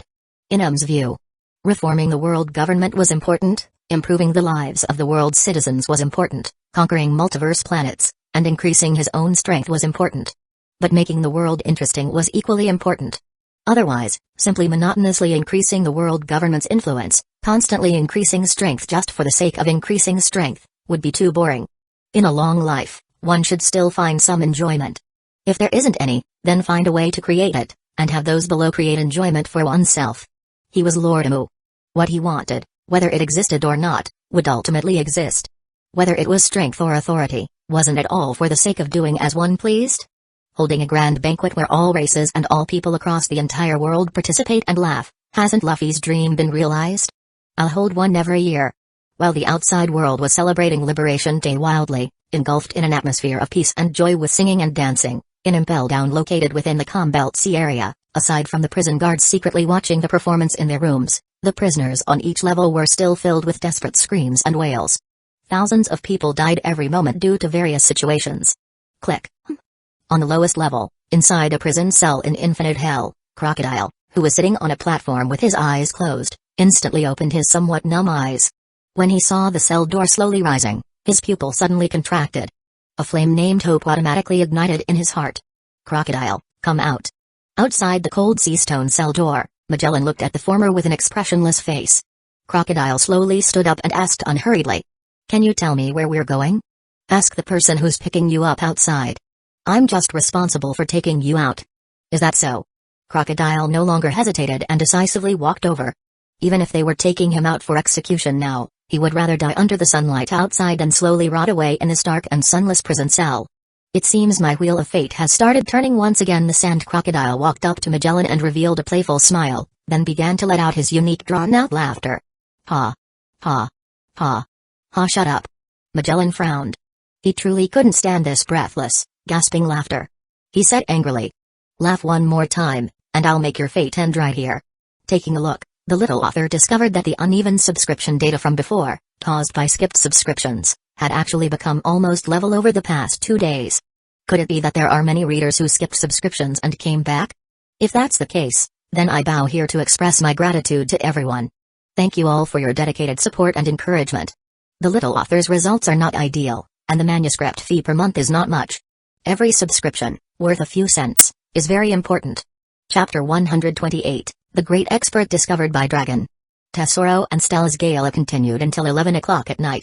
Over these 2 hours, they performed more than 10 songs, among which Towards the Light, Believe, With Me Here, Memories, and Brand New World became instant hits as new songs.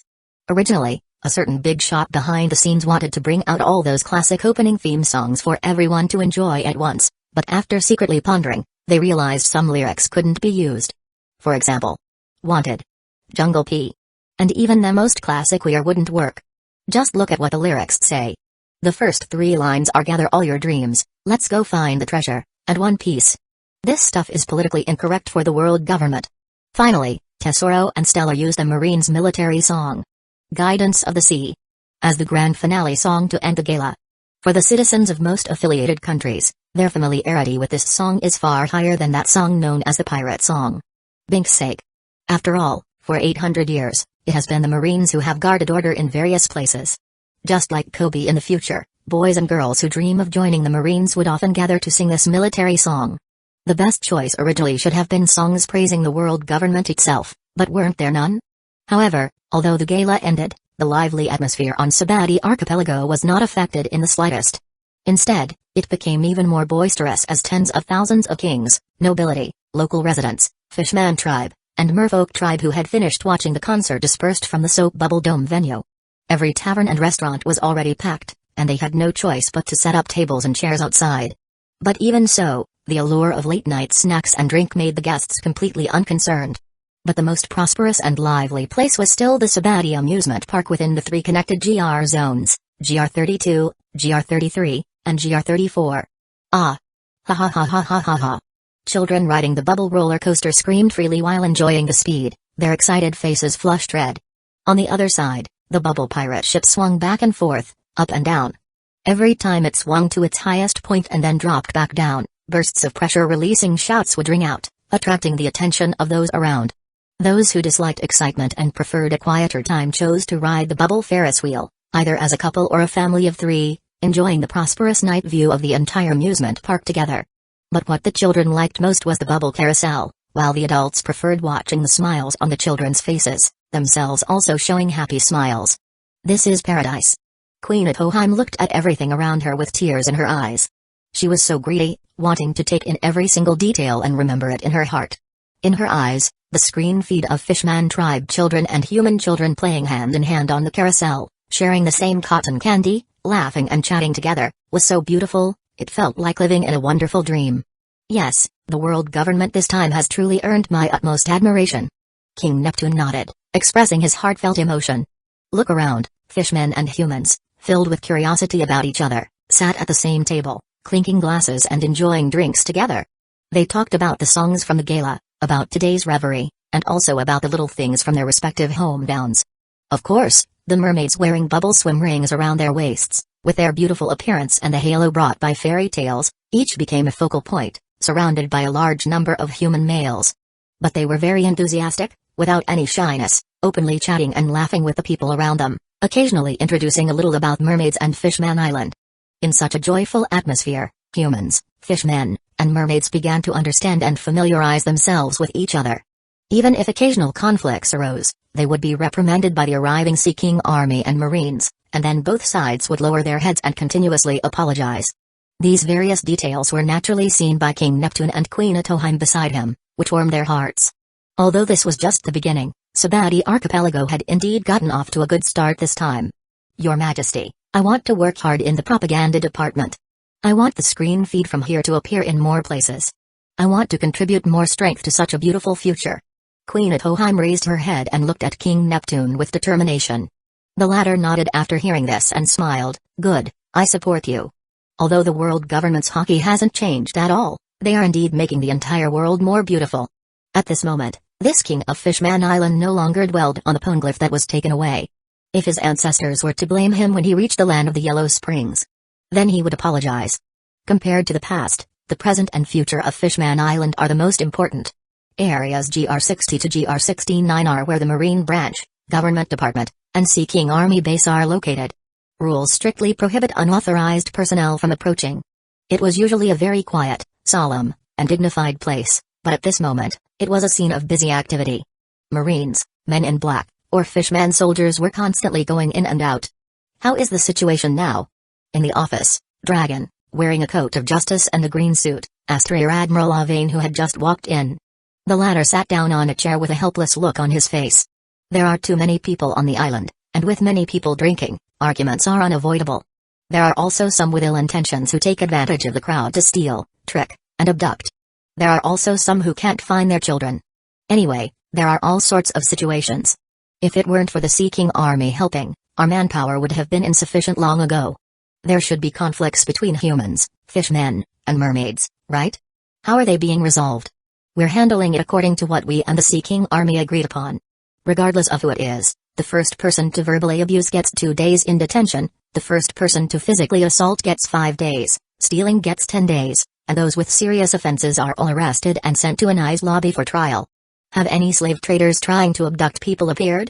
Dragon asked. Not yet, but we've caught a few pirates with bounties of 10 to 20 million. Rear Admiral Avane said with a smile. Okay, tell the warships and seeking army outside the island not to be careless. No matter what situation arises on the island, as long as they are prevented from escaping by sea, it can be resolved. Yes. After Rear Admiral Avane left the office, Dragon closed his eyes and used his observation hockey ability. Since his hurricane fruit awakened, he found that his mental fluctuation could spread out with the wind. Although he couldn't hear any sounds, he could indeed sense the movement and aura of every object. Every wisp of clear wind was like an invisible tentacle outlining contours in his mind. As for aura, that's the basic effect of observation hockey. This means that at this moment, he could monitor the actions of every single person on the entire Sabati archipelago through the constantly changing contours. The information volume was a bit large, so his main focus was on the outer edge of the island. This way, no matter who wanted to leave the island, they would definitely be discovered. Suddenly, Dragon noticed someone who was standing alone at the edge of Area GR53, his head tilted up as if looking at the night sky. The reason he noticed him was, firstly, because it was strange for him to stand alone in an empty corner in such a lively atmosphere, and secondly, the aura emanating from this person was very strong. This is definitely a great expert. Tonight's update is over. Chapters after 12 o'clock are unlikely, but there will definitely be 3 chapters tomorrow, just the update time is delayed. Many thanks to the great expert Spear of Ness for another 5,000 Kidian coin tip, Bose. Such generosity is truly overwhelming. Many thanks to the reader Fishing Little Cat for the 2,000 Kidian coin tip, Bose. Thank you for your support and encouragement. Many thanks to the reader Fishing Little Cat's Corrupt Victory for the 100 Kidian coin tip, Bose. Thank you for your support and encouragement. Recently, the popularity of this book is increasing, and more people are reading it. I believe everyone has noticed, but this also makes it more difficult to satisfy everyone. Some readers have opinions and choose to leave, while new readers find it good and are willing to support. People come and go, and little author sees it with a complicated heart. I know this is a very normal matter, after all, it's impossible to satisfy everyone until the end. But I think what I can do is maintain my original heart and write step by step according to my own ideas. In this process, if there are good opinions, I can accept and adjust, but if they are indeed unsuitable, I can only choose to stick to my own ideas and style. Here, I especially thank the readers who have been subscribing until now but chose to leave. Thank you for your encouragement and support before. To those new readers who have also subscribed to this point, Little Author just wants to say, hope everyone can accompany this book to the end. What kind of behemoth will the world government ultimately become? Will him ultimately become truly? Chapter 129, Preparations for Exploring the New World. Red Line, Area RL 1556. What did you say? An extremely sharp, almost screaming sound echoed within the number 00001 Stargate base. Its penetration power was so strong that even the fully sealed electric gate couldn't block it. Caesar Clown was very angry at this moment, extremely angry. He gritted his teeth, his chest heaving rapidly, and his yellowish-brown pupils glared fiercely at the government official who had came to deliver the message. I just made contact with another world, and the subsequent in-depth investigation operation is about to begin. And now you're telling me to return to Impel Down. Am I crazy, or are you crazy? But the man in black opposite him looked at him coldly and said, You are only 16 years old this year and just a student of the Biochemical Science Academy. You are not qualified to be involved in the subsequent matters. We will invite your teacher, Professor Freeze, to oversee the biochemical work here. No, I don't want to go back. Caesar said, his face full of unwillingness, his fists clenched tightly. There's also something the higher-ups wanted me to relay to you. Caesar suddenly raised his head and quickly asked. What is it? Hurry and tell me. Once you have researched the land of death and ice and solved the amber lead disease, you will be the next director of the Biochemical Research Institute and will oversee the world government's highest-level biochemical missions. After speaking, the person turned and left without another word, leaving Caesar standing there struggling, hesitating, and finally letting out a long sigh before following. Sure, I never expected that what would hinder me would be my age. Fine, isn't it just Amberley disease? I'll solve it for you to see. This was what the young Caesar was thinking at this moment. Young as he was so confident, full of vigor, and thought himself the most genius in the world in terms of wisdom. Caesar Clown left, and naturally, others came in. Swish. The outermost gate of the base quickly opened to both sides after a few beeping sounds. Immediately after, 10 cool men and women in black suits appeared before everyone's eyes, each with their own stance. A glance was enough to see that there were 5 men and 5 women, a very balanced pairing. 9 of them stood in a row behind a silver-haired man wearing a blue diamond earring and dark red glasses. Cypher Paul 9 agent is here. The departments responsible for the base's security were the army holding automatic rifles and the Cypher Paul 8 agent members also in black suits. Seeing these 10 make a grand entrance, the latter had the biggest reaction. Although Cypher Paul 8 agent and Cypher Paul 9 agent seemed to differ by only 1 letter and 1 number. The former's duty was political affairs protection, essentially high-level bodyguards, while the latter was a true assassination unit, a place only the elite of the elite could enter. Captain Rasky, please come this way. I will now lead you to your respective rooms and introduce the details of this mission, said the government official who had previously dismissed Caesar Clown, walking over and speaking politely. Lead the way. Lucci lifted his chin in response, then took the lead and walked in with his shiny leather boots. He showed no signs of awkwardness in this unfamiliar place, but his sharp pupils, hidden behind his dark red glasses, were rapidly scanning the surrounding environment and the distribution of personnel.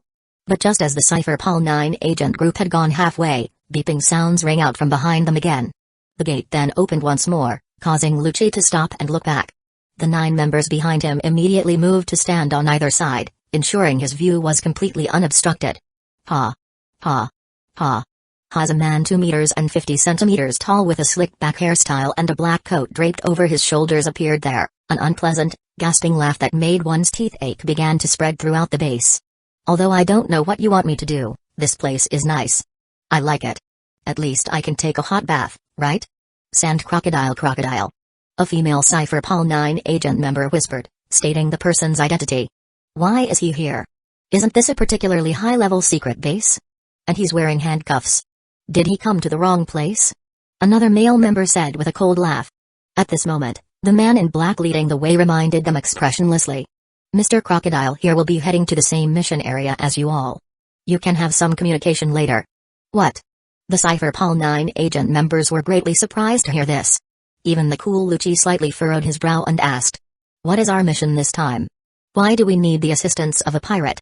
The mission details will be explained shortly, but I need to correct you on one point. Mr. Crocodile is not here to assist you all. He will simply be heading to the same zone at the same time as you all. Lucci nodded and said coldly. Continue leading the way.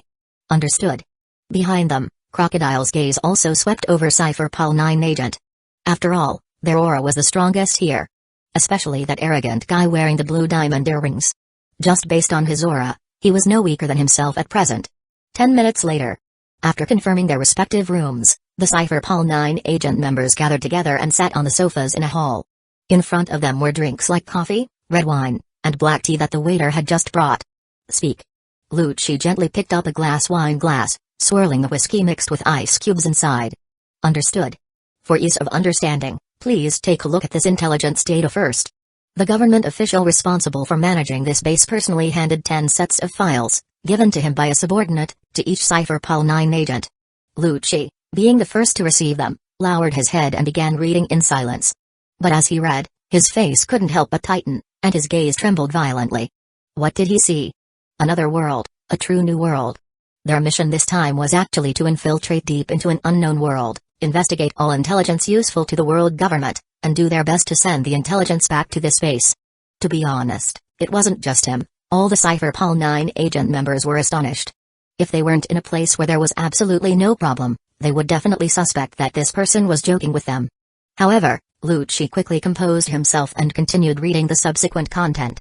According to what was written on it, no dangerous creatures or abnormal situations were found within 500 meters of the Stargate entrance. This brought a slight sense of relief. But the most important intelligence was that transponder snail communication tests had been conducted, and transponder snails could be used normally in another world. This was a huge help to them. I believe everyone has finished reading the files. 1 man and 1 woman will form 5 teams. Once you exit the peninsula area on the other side of the world, you will infiltrate in different directions. If you encounter strange creatures or intelligent life, please contact the base while ensuring your own safety. What about supplies and equipment? What can we bring? Lucci asked expressionlessly. 5 days of compressed rations and 3 days of fresh water. Each of you can bring 1 automatic pistol and 5 magazines, 5 grenades, 1 compass, and 1 handy weapon. Daggers will do, 2 for each person. Lucci answered directly, without asking the other members' opinions. None of the latter raised any objections either. Understood. Now, can you tell us why that crocodile is going in with us? Author's note: I worked hard to write 1 chapter, and I'm out of time. The remaining 2 chapters will be posted in the afternoon. Also, I hope all readers can understand the difficulty of pleasing everyone. It's impossible for me to write something that satisfies everyone, so I can only write according to my own ideas and rhythm. Also, let me explain the protagonist's identity issue. In my concept, the protagonist's first identity, Lord Imu, is primarily divinity-based. He must maintain mystery, be high and mighty, and consider everything from the perspective of his own and the world government's interests. The second identity is Saint Nerona, which is a more humanity-leaning identity. In this identity, he will appear more relaxed and focus on enjoying pleasure. Please do not confuse the two and substitute the second identity for the first. Also, the protagonist is just an ordinary person. He wasn't particularly amazing in his previous life, so please don't compare him to Aizen. I admit, I can't write a character of Aizen's level. I apologize, my skill is limited, although I haven't watched much Shinigami. Chapter 130, Deep Dive Mission begins. At the summit of the Red Line, within the Room of Authority in Pangaea Castle in the Holy Land Mary Ejos. Meanwhile, outside, as the nation celebrated the passing of the agenda item, the 5 elders once again gathered here. They watched the projection screen being broadcast from Cypher Paul headquarters. This time, Saint Shepherd Jupiter did not personally oversee things at the command center. The previous instance held significant meaning as the first contact with a new world. Naturally, the command authority would now be returned to the Cypher Paul Zero agent to handle. Cypher Paul Zero agent is known as the Celestial Dragon's strongest shield, responsible for the highest level of confidential missions. They even have the authority to execute anyone obstructing official duties, including Marine officer, royalty and nobles. In terms of position, they are the highest leadership department within the entire Cypher Paul organization, with the authority to dispatch all personnel from Cypher Paul 1 agent to Cypher Paul 9 agent. The Cypher Paul Zero agent's superior is essentially responsible for the practical affairs on behalf of Saint Shepherd Jupiter. The deep investigation is finally about to begin. This old man is very much looking forward to it and hopes there will be enough surprises. Saint Topman Warkery, who is in charge of the political affairs department, remarked with emotion. Indeed, if it's truly a barbaric world without intelligent civilization, that would be too boring. Saint Jaga Ursha Saturn said with a smile. Saint Jaga Ursha Saturn, holding Shodai Kaitetsu, said seriously. Didn't Lord Imu say that there will be more stargates in the future? There will definitely be worlds with civilization among them. Instead, we need to worry about encountering worlds with excessively strong combat power. If they were to invade our homeland, that would truly be a major issue. In that case, we can only request Lord Imu to close the Stargate. Saint Shepherd Jupiter said coldly, completely unconcerned about the personnel from various departments who might also be trapped in another world. In his view, sacrifices were inevitable. It's starting. At this moment, Saint Marcus Mars, who had been silent, reminded them as he watched the projection screen. The other 4-5 elders stopped talking and focused their gaze. Area RL 1556. Lucci and the rest of Cypher Paul 9 agent, along with Crocodile, were now standing in the isolation room before the first electric gate. However, the two sides were clearly separated, with no intention of communicating. All personnel, please enter the disinfection room. A voice announcement sounded. Immediately after, the gate before them slowly opened to both sides. The group didn't speak, simply obeying the order and walking in. At this point, another silver-white sealed gate appeared before them, while the gate behind them closed again. The next moment, the fluorescent tubes hanging on the surrounding walls lit up with purple radiance. Simultaneously, a somewhat pungent white spray surged in through the pipes. Soon, all 11 individuals were thoroughly disinfected from head to toe. Disinfection complete. We wish you a successful mission and a safe return. A reminder sounded again from an unknown location. As soon as the speaking fell, the electric gate before them slowly opened, revealing an energy gate tightly against the ground, its edge glowing with blue light. Through the opening, they could see a glimpse of the scene on the other side, which appeared to be another silver-white room. Cypher Paul 9 agent and Crocodile had already read the files, but the latter was still half skeptical. They continued forward without a word, stepping into the Stargate one by one. Indeed, the scene here was exactly the same as on the other side, as if perfectly symmetrical. It was also a disinfection room and an isolation room. When the last gate opened, a large area of wooden barracks came into view, along with army soldier patrolling everywhere. From time to time, figures wearing white coats and black suits could be seen walking by. The sky here is blue too. I don't see how it's like another world. A female Cypher Paul 9 agent member remarked as she looked at the unremarkable sky. You have 10 minutes to familiarize yourselves with the base environment here. Gather outside the base gate in 10 minutes, ready to depart. Lucci turned and ordered coldly. Yes, Captain. The 10 Cypher Paul 9 agent members quickly split into pairs and scattered, leaving only Crocodile standing before the already closed gate, surveying his surroundings. He hadn't received any mission order. He was simply told to wander around freely, going wherever he pleased, but if he didn't return within a month, the world government would refuse his return to the Sea Star mainland. In other words, he would have to stay in this strange world for the rest of his life. However, if he chose to return, it would mean he was willing to join the world government's affiliation. The choice was his to make. Crocodile naturally understood their intentions, but this was an overt scheme, and he truly had no way around it. He then took his hands out of his pocket. Humphrey, no matter what, I'll take a look first. A new world, huh? Sounds interesting. The next second, he sneered, and his entire body transformed into a mass of sandstorm, howling towards the outside of the base, attracting the attention of many people along the way. His actions were simultaneously displayed on the projection screen before the 5 elders. Lord Amu's method is truly brilliant. Using the new world as bait to attract these unruly fellows. I believe that after personally experiencing a completely new world, it will be difficult for him to give up on the many worlds to come. Saint Jaga Ursha Saturn nodded in agreement, saying, as Lord Amu said, the entire universe can be seen as a vaster, infinite ocean, with each world being an island within it. People like Crocodile cannot be content to spend their lives on just one island. We have him cornered. Indeed, it seems your army is about to gain a useful person. However, this method, this old man feels, is not only useful for Crocodile. It can be used to recruit others.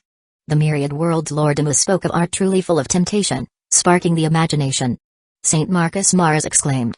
Meanwhile, outside the base gate and Stargate world number 0001, 10 individuals, 5 men and 5 women in black clothes and black skirts, regrouped. They had considered whether to change their clothing. However, if this world had civilization, whatever they wore would likely make no difference to this completely unknown civilization, as they wouldn't know its attire characteristics. Rather than doing so, it was better to act according to the situation when the time came. If necessary, they could easily get a set of clothing and change into it temporarily. Therefore, when they set off, they decided to wear the clothing they were accustomed to for the operation. On their left waist hung a multifunctional tactical dagger and a large caliber silver handgun with a 12.7 mm caliber, a 266 mm gun barrel, and a 7-round capacity. This gun had great power but also strong recoil. It would be difficult for an ordinary person to use it in actual combat, but everyone present was a Superman, making it more convenient. In addition, a similar dagger was hidden in their left calf, and 5 green pineapple grenade hung on their right waist. However, these were all concealed by their black clothes. This made them appear to be empty-handed, fully displaying the capable and stylish nature of Agent. Lucci coolly swept his gaze over the team members before him and ordered. According to last night's grouping and assigned directions, begin the operation. Yes. With several whooshing sounds, 8 members instantly transformed into black afterimage and shot out. Only his partner remained in place. Let's go, the mission has begun. Looking at his female partner, Lucci's voice, perhaps due to an illusion, suddenly became a little more gentle. The sharp gaze behind his dark red glasses softened considerably the moment it met her face. Okay. Chapter 131, Strange Corpses Discovered. Mata, Khalifa's mother and Lucci's wife, was a beautiful white-skinned woman with a graceful figure and soft blonde hair. She was also Lucci's mission partner this time. The two moved quickly towards the northwest. Although not at full speed, they were still as fast as galloping horses. The existence of observation hockey meant they didn't need to worry about being caught off guard by targets. They could sense the aura of creatures hundreds of meters away. However, after running nearly 2 kilometers, they hadn't found any strange creatures or anything noteworthy. Could this place really be a barbaric world? Mata stopped, adjusting her slightly hurried breathing, and asked. Compared to that, I'm more curious whether this is just a small island or an entire continent. As for intelligent civilization, isn't it a good thing if there isn't any? It saves a lot of trouble. Lucci stood beside her, not out of breath, surveying the environment. He found the place to be typical mountainous hill country, with hills ranging from 200 to 500 meters high undulating, and extremely high forest coverage. Pu-upper-upperoo, pu-upper-upperoo. Suddenly, the small transponder snail in his pocket started ringing. Lucci casually took it out, placed it in his palm, and picked up the small microphone on it to connect the call. What is it? This is number 00001 Stargate Base. Polite and Dalian from the third team just discovered two strange human corpses with dark purplish skin 2.5 kilometers north of the base. It can now be confirmed that human civilization exists in this world. Please proceed with caution. Hearing this, Lucci and Mata exchanged surprised glances. There really were humans. Understood. Ending the call, the former put the transponder snail back in his jacket pocket, thought for a moment, and said, "Next, let's slow down a bit. I believe it won't be long before we encounter the humans here." "Okay." Mata nodded. Meanwhile, the Stargate base became lively due to this significant discovery. Immediately dispatch the mobile troops to bring the corpses back. Notify Dr. Fritz to stand by in the operating room. Once the corpses arrive, begin the autopsy surgery immediately. Yes. Soon, a team of 20 army soldiers rode single-soldier motorcycles, rumbling rapidly out of the base gate, kicking up large clouds of dust behind them. The width of the Stargate was just enough to bring in these motorcycles. On the Sea Star mainland side, the 5 elders who received the news were also very pleasantly surprised. This world actually had civilization, and from the projection screen images transmitted, they were completely normal humans. But what did they die from, and why are they in this state? St. Topman Warcurry looked at the projection screen in confusion. On the screen feed, 2 corpses with wide-open eyes lay on the overgrown ground, one horizontally and one vertically. The strange thing was their skin appeared dark and purplish, especially around the eye sockets where there were very obvious dark circles, and their eye color was also dark, making it basically impossible to see their pupils. They looked like they were poisoned. As the supreme boss of Cypher Paul, Saint Shepherd Jupiter stated his initial feeling. Poisoned? The other 4 looked at each other, frowning in thought. Saint Shepherd Jupiter clasped his hands across his chest and continued looking at the screen feed, saying, "Although they are naked from the waist up, judging by the loincloths on their lower bodies, their attire seems to be in the style of Wano country. Aside from there, people elsewhere have long since switched to underwear." At this moment, Saint Marcus Mars, who was mainly in charge of the Proclamation Government Institute, stroked the long beard below his mouth and said, "If it's poisoning, then judging by the situation of these 2 people, they were clearly poisoned by the same type of poison. Then we need to consider whether this poison is contagious, what its transmission routes and characteristics are. These things will only be known after Dr. Fritz personally examines them." St. Topman Warcurry nodded and said with some relief, "It's a good thing we have already prepared a complete biosafety station, otherwise we wouldn't dare let the people who went over return so easily. Let's wait.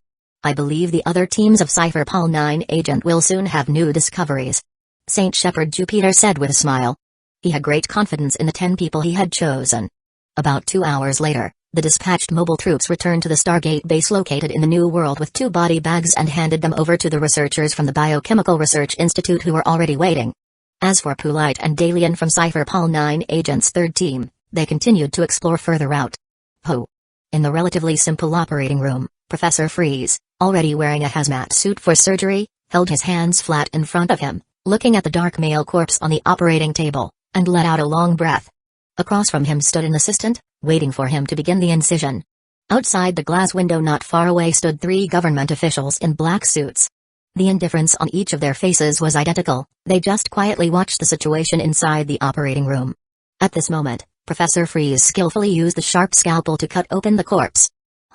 Just then, he felt a wave of heat transfer to his hand, even though he was wearing gloves. He said in surprise. Such high internal temperature. Through the hazmat suit, he could clearly see wisps of heat emanating from the corpse's internal organs, as if they had been steamed. Then his gaze focused on the left side of its chest. The heart area. That area was noticeably darker, as if it had been scorched by high temperature.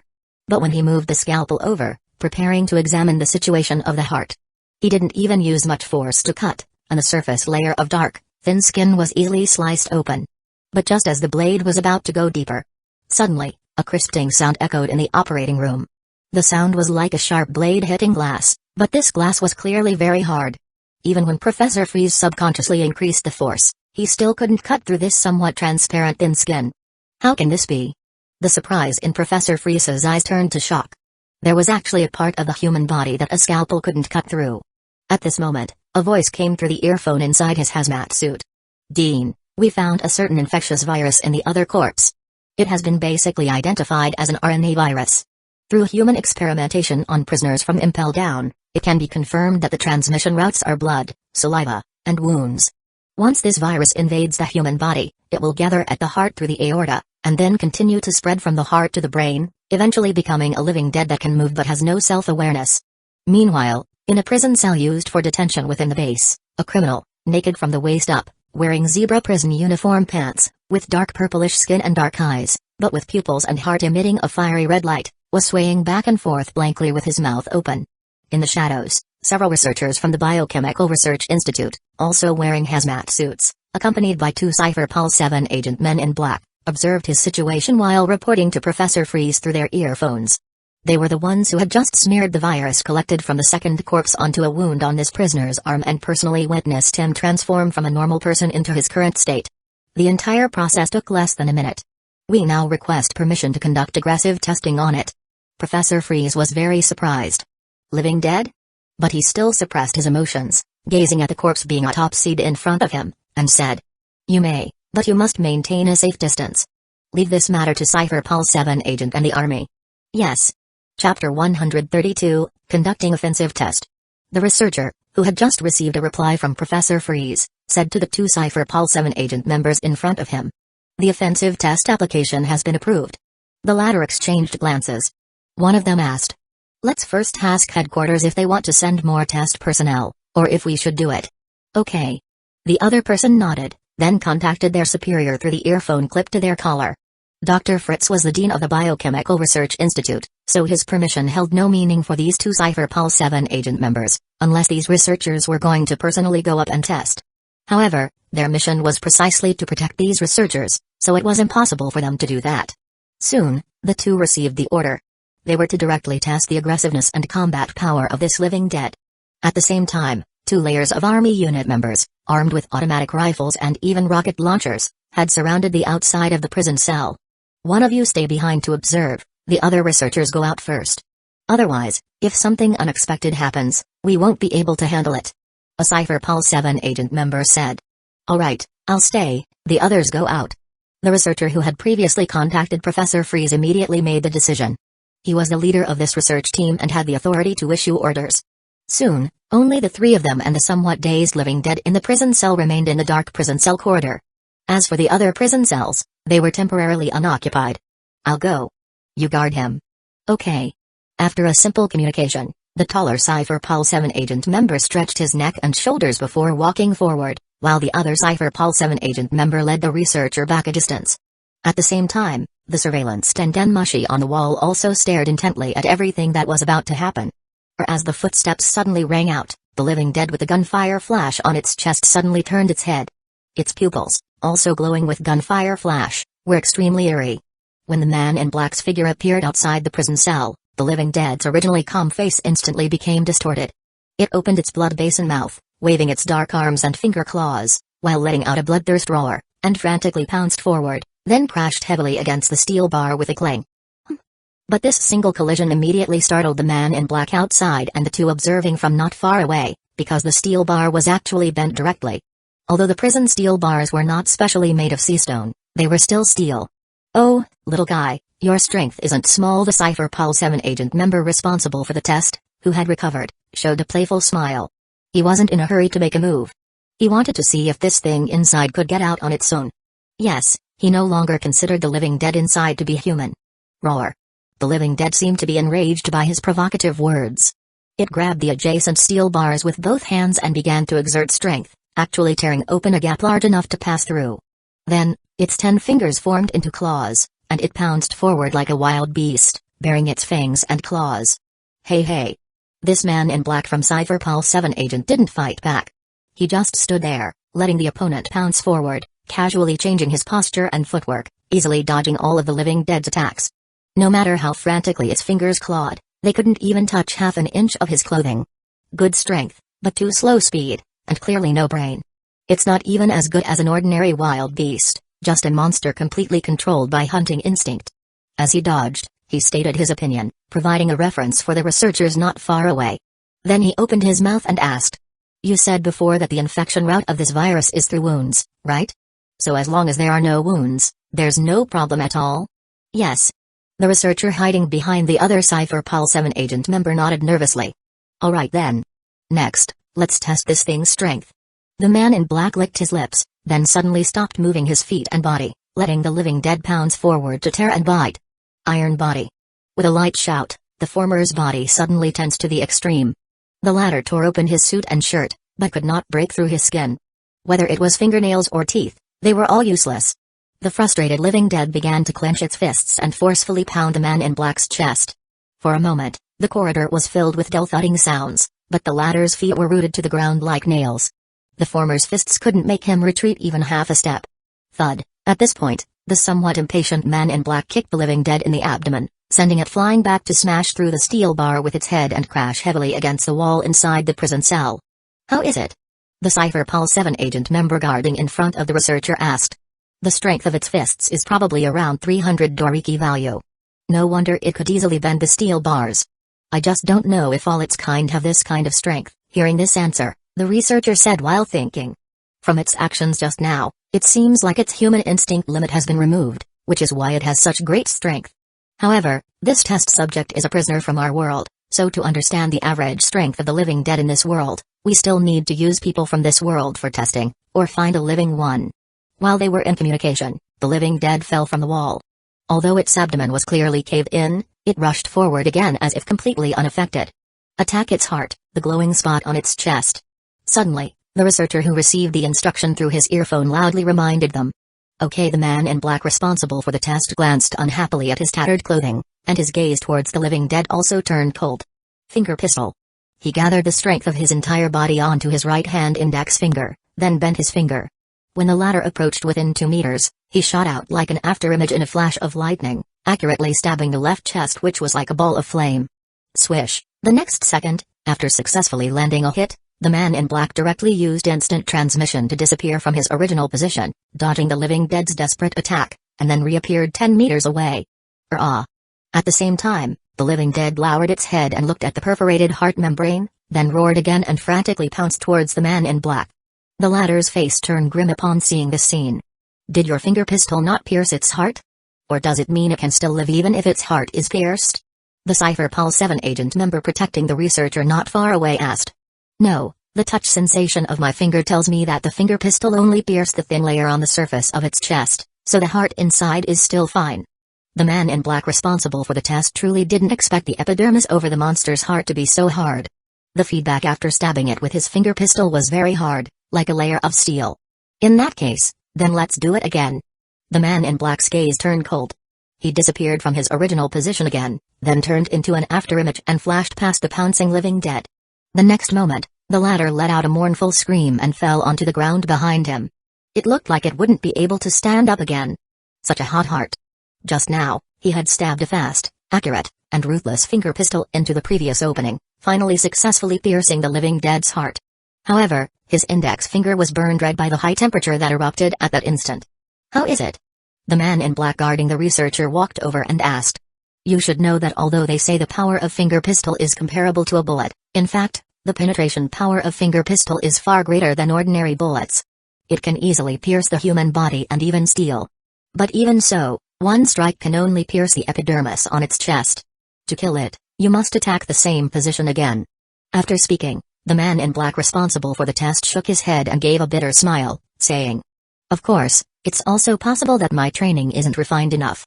Thank you very much to Reader aka Shu for the 1500 Kidian point tip. Bose. Thank you for your encouragement and support. Readers may not understand how strong the Kabane in this world are. The following section is the setting for ordinary steam guns commonly used in this world. Compared to the muzzle-loading firearm that preceded it, the magazine-fed steam gun, commonly known as steam cylinder, is far superior in convenience and power, but it still cannot destroy the Kabane's steel heart membrane. That is to say, the power of the steam gun at close range is far higher than that of a muzzle-loading firearm. Even so, it must hit the Kabane's heart multiple times consecutively to cause damage. The strength of the Cobain's heart membrane is related to the individual's physique.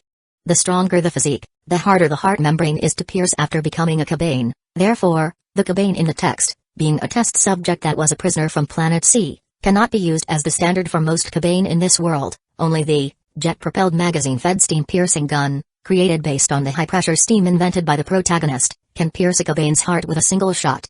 Chapter 133, The Second Test with Different Results. On C's star homeworld, in the Holy Land Mary Ejos, in the Room of Authority also saw the entire process through the visual Den Mushi's screen feed. This form of zombie seems to be a Cobain. The glowing pupils and heart, and the hard heart membrane. He watched as several researchers on the screen feed put the completely dead prisoner Cobain into a body bag and took it away, falling into deep thought. I transmigrated to the Pirate King world, and now the Stargate connects to another anime world. Does this prove that future Stargate worlds are likely to be the same? For some reason, suddenly felt like he had become the protagonist of a novel. Sigh, what's the use of thinking about this? I still have to eat and drink as usual. Let's think about the Cobainari world instead. He shook head, swallowed the scarlet liquid in the goblet, then closed his eyes and began searching for various information deep within his memory. This anime was popular for a while back then, and of course, he had watched it. However, it had been a long time. Fortunately, his mental power far surpassed ordinary people.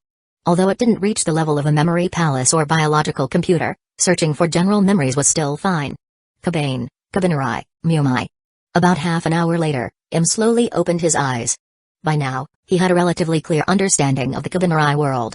However, after careful consideration, he decided not to reveal it to the five elders and others too early.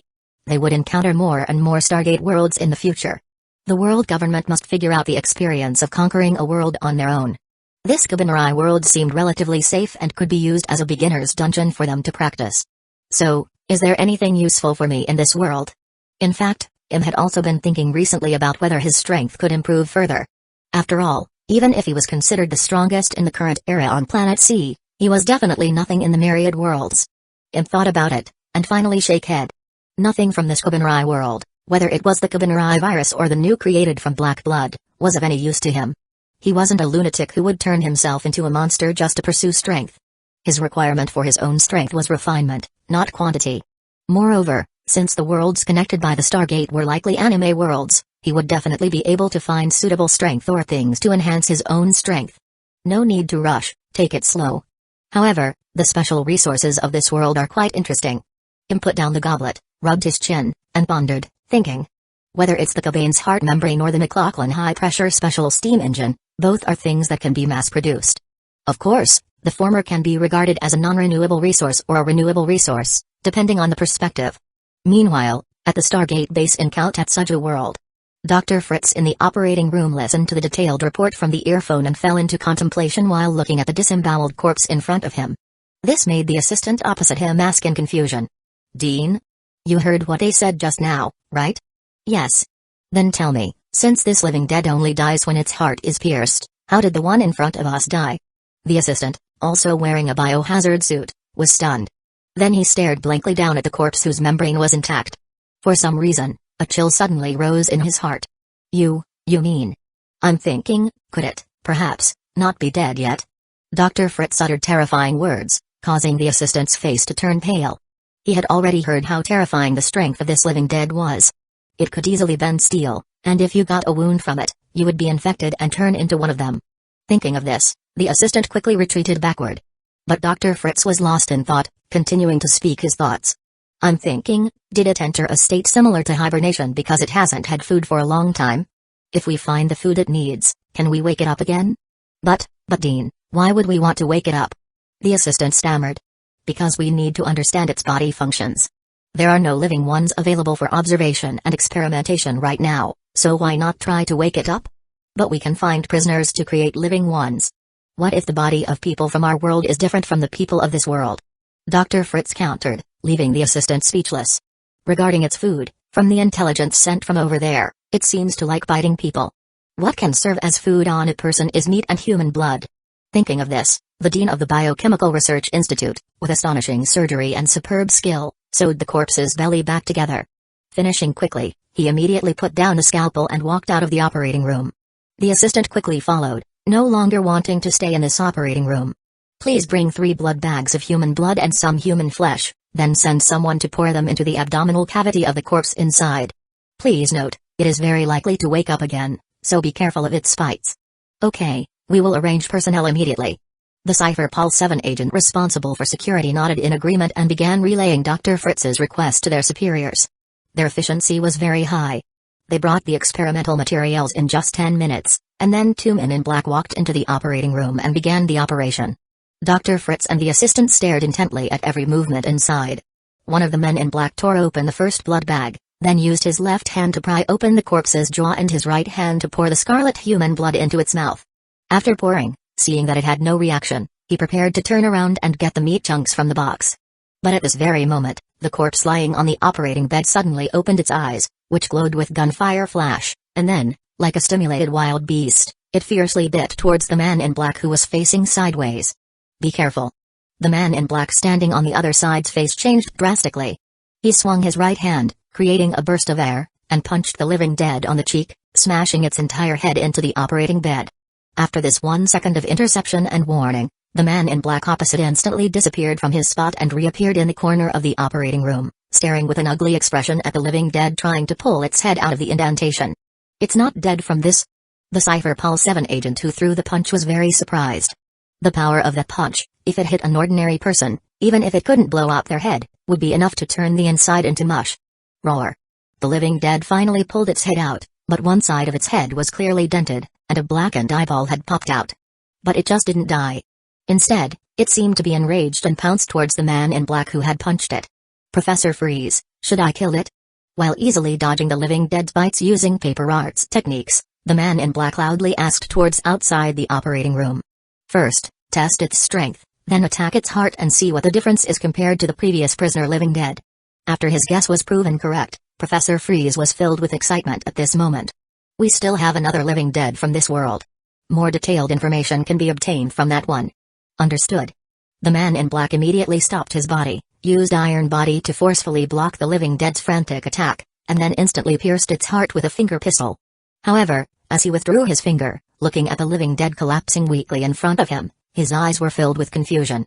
He immediately said, "What's the situation?" Its maximum Deki seems to be less than 100, and although the hardness of its heart epidermis is indeed like a layer of steel skin, it couldn't even block a single finger pistol. Could that guy Gus have been faking it? Deki is just a test method used internally by Cypher Pol agent in the original work, and it's only used for low-level combat power. It's just to give everyone a clear reference and will not be used as the main combat power division standard in this book.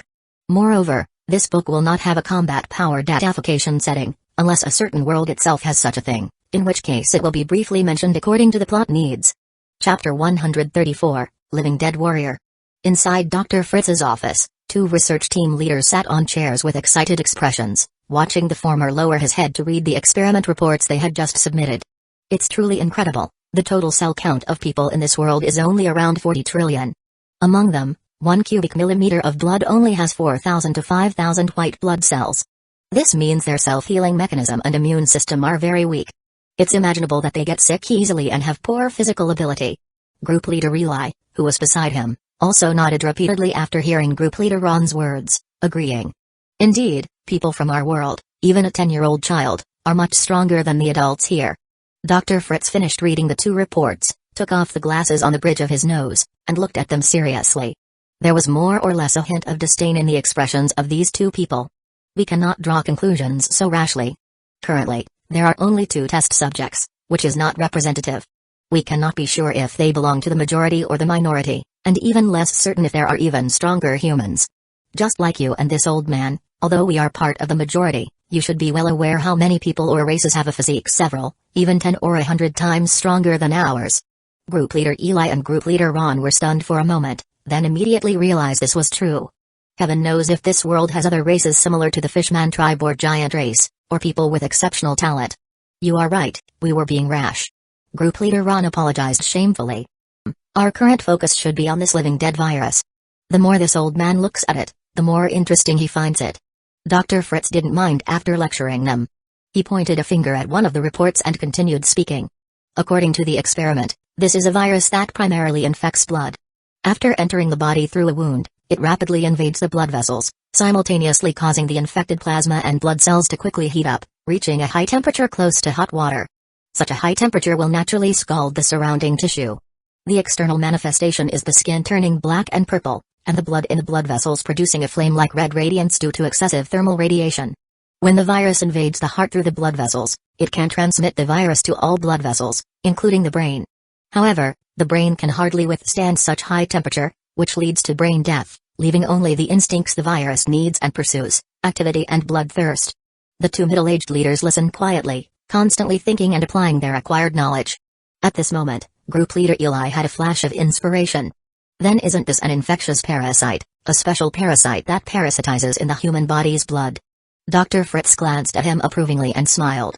That's right, it's a parasite, a blood parasite that can survive in a high-temperature environment, or rather, prefers a high-temperature environment.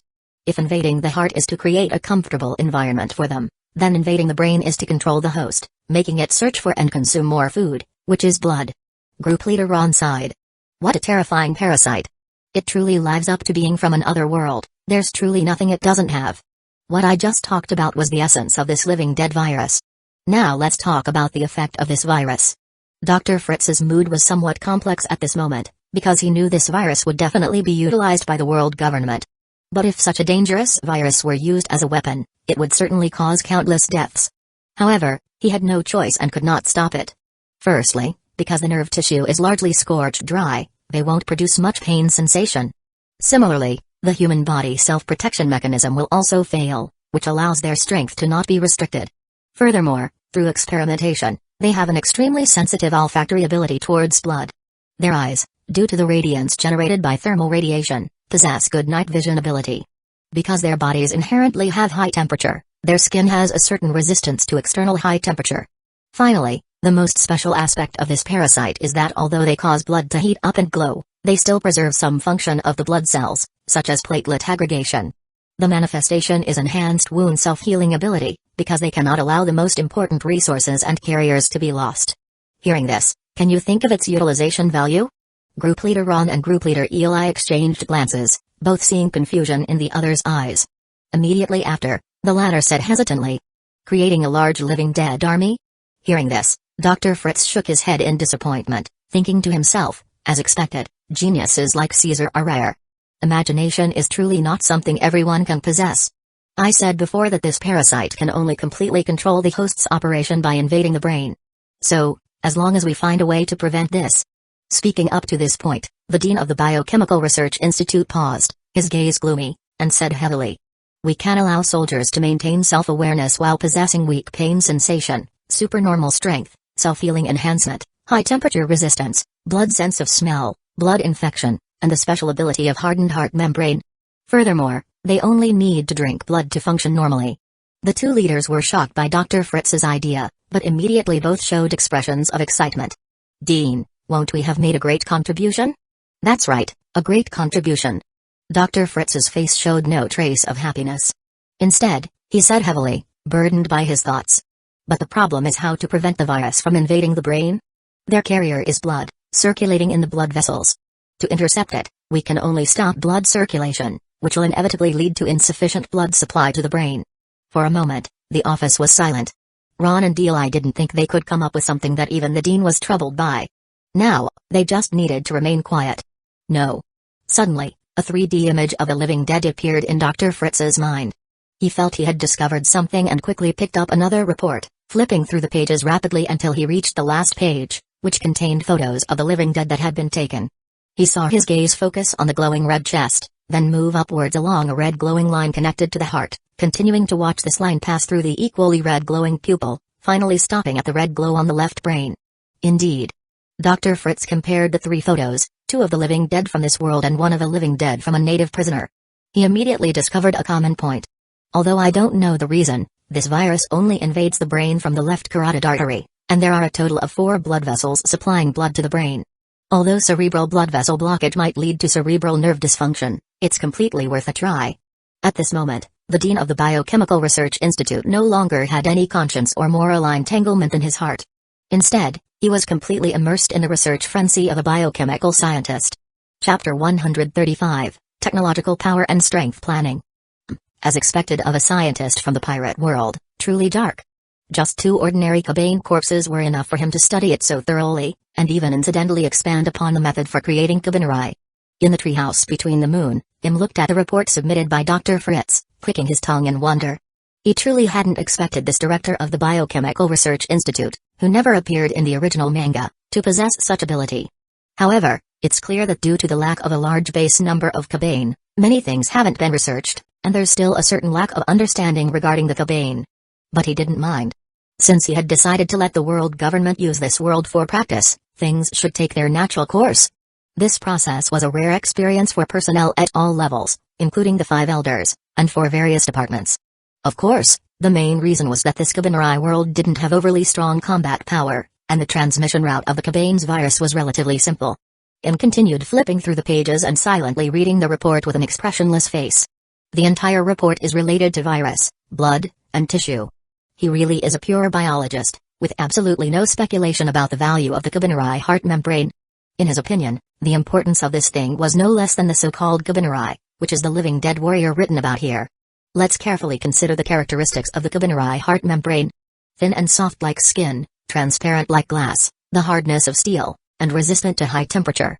According to his recollection, this thing could be applied to a blade, giving it a hardness and wear resistance to easily penetrate a steel heart membrane without any damage. This was equivalent to giving an ordinary blade the quality of a go. What if there was enough membrane, and it was applied to the outer armor of a warship? Dr. Fritz didn't realize that this supernatural material, which can strengthen the strength of any object, is this the so-called specialization? Im felt that if it were Vegapunk instead, the focus of this report might have been different. Speaking of which, should I let Vegapunk come into contact with the Cabaneri world? It wasn't that he was wary of Vegapunk. He had already realized the principle of trusting those you use and not using those you don't trust. Coupled with his sufficient confidence, he had already sent over the Munch fruit. After all, the world government had embarked on the path of 10,000 worlds, and the improvement of technological power could not be ignored. So, his point of consideration was, could Vegapunk handle the workload? Let's count the research projects he had on hand. As for inlaying sea stone at the bottom of warships, there was no need to mention it. It really didn't have much technical difficulty. It was just a matter of whether one could break through the bottleneck. The main focus was on the research of devil fruit, such as making objects eat zone-type devil fruit, the research of spiral language encoding, as well as biological semi-mechanization, biological modification technology, precision guidance technology, wireless network technology, satellite technology, and the development of pacifista. In addition to all this, Vegapunk also had to find time to ponder the future kingdom's climate improvement plan. It wasn't that he was the only scientist in the vast Academy of Science, but rather that he was the supervisor of these important research projects. After all, he was the dean of the Academy of Science, one level higher than Director Fritz. One could imagine how busy he was every day. If he were to intervene in the research of another world at this time. Forget it. I'll have someone send some of the Cabane's heart membrane to Punk Hazard later. How to prioritize things will be Vegapunk's own matter. Im felt that since he was called someone who surpassed human wisdom by 500 years, and also had that sufficiently large head, there shouldn't be any major problems. However, this also reminded him that there were still too few experts in the Academy of Science right now. Let me think. On Machine Island in Vegapunk's hometown, the future kingdom, there's Dr. Tsukimi, who is proficient in manufacturing intelligent robot. Dr. Indigo, who researched IQ in the Golden Lion movie. Dr. Wolf, located on Swallow Island in the North Blue, who attempted to manufacture airplanes and eventually built a submarine for Trafalgar Law. Im stroked his chin and pondered. Dr. Indigo doesn't seem old, he might not be that many years old right now. But Dr. Tsukimi and Dr. Wolf should be easy to find. Just then, there was a light knocking sound from outside. Oh, is it that time already? It's time for the enjoyable light torment of Mihawk, Him joked inwardly, while maintaining his usual indifference on the surface. At the same time, he stood up and walked over. Playing tennis outside during the day and teaching Mihawk swordsmanship in the evening had become his daily entertainment. Before sleeping, he would listen to a few songs sung by Tesoro in bed. Honestly, compared to before, his current life wasn't as boring, and his mood wasn't as depressed or irritated. This allowed him to focus more attention on the upcoming reform of the Sea Star mainland and further consideration of his own strength. For example, had his hockey and swordsmanship truly reached their peak? Ever since he discovered that the other end of the Stargate world was an anime world he was familiarized with, he had been thinking about this question. Swordsmanship. In a myriad worlds, there were countless outrageously strong swordsmanship experts. This was enough to show that his swordsmanship had not actually reached the top. Secondly, hockey. The essence of hockey was willpower, which could also be said to be mental power, that is, the heart in mind, body, skill, spirit. The reason his hockey was far stronger than the top experts outside was that 800 years of time had tempered his will to be more resolute, and mental power naturally increased accordingly. Although this was the merit of his previous self, as long as the belief he held firm had no conflict with the former, that strength would not change at all. This belief was to make his authority eternal. And the world government was the external manifestation of authority. The two could be said to be complementary. Authority comes from strength, but the stronger the world government's influence, the more it can guarantee stable belief and firm will, and hockey will also benefit from this, meaning strength becomes stronger. So, from this perspective, there are 4 ways to improve one's own strength. First is to further improve willpower and mental power. The strength of hockey will naturally increase accordingly, becoming harder, wider, and stronger. Second is, while ensuring the world government's rule over the Sea Star mainland, to expand its scope of rule as much as possible, feeding back to make one's own heart even stronger. Third is to continue studying swordsmanship, constantly cultivating deeply towards the so-called sword Tao. But this means walking the path of a pure swordsman from now on. But can he do it? It feels unreliable. His mindset cannot be fully injected into the sword Tao. Fourth is to increase his own source of power. If he hadn't opened the Stargate, there were only 2 choices. 1. Eat a suitable devil fruit. 2. Use black technology to renovation and strengthen the body. But now that he can come into contact with the myriad worlds, there will definitely be more choices in the future. However, strength lies in refinement, not quantity. Im also didn't want his strength to become messy.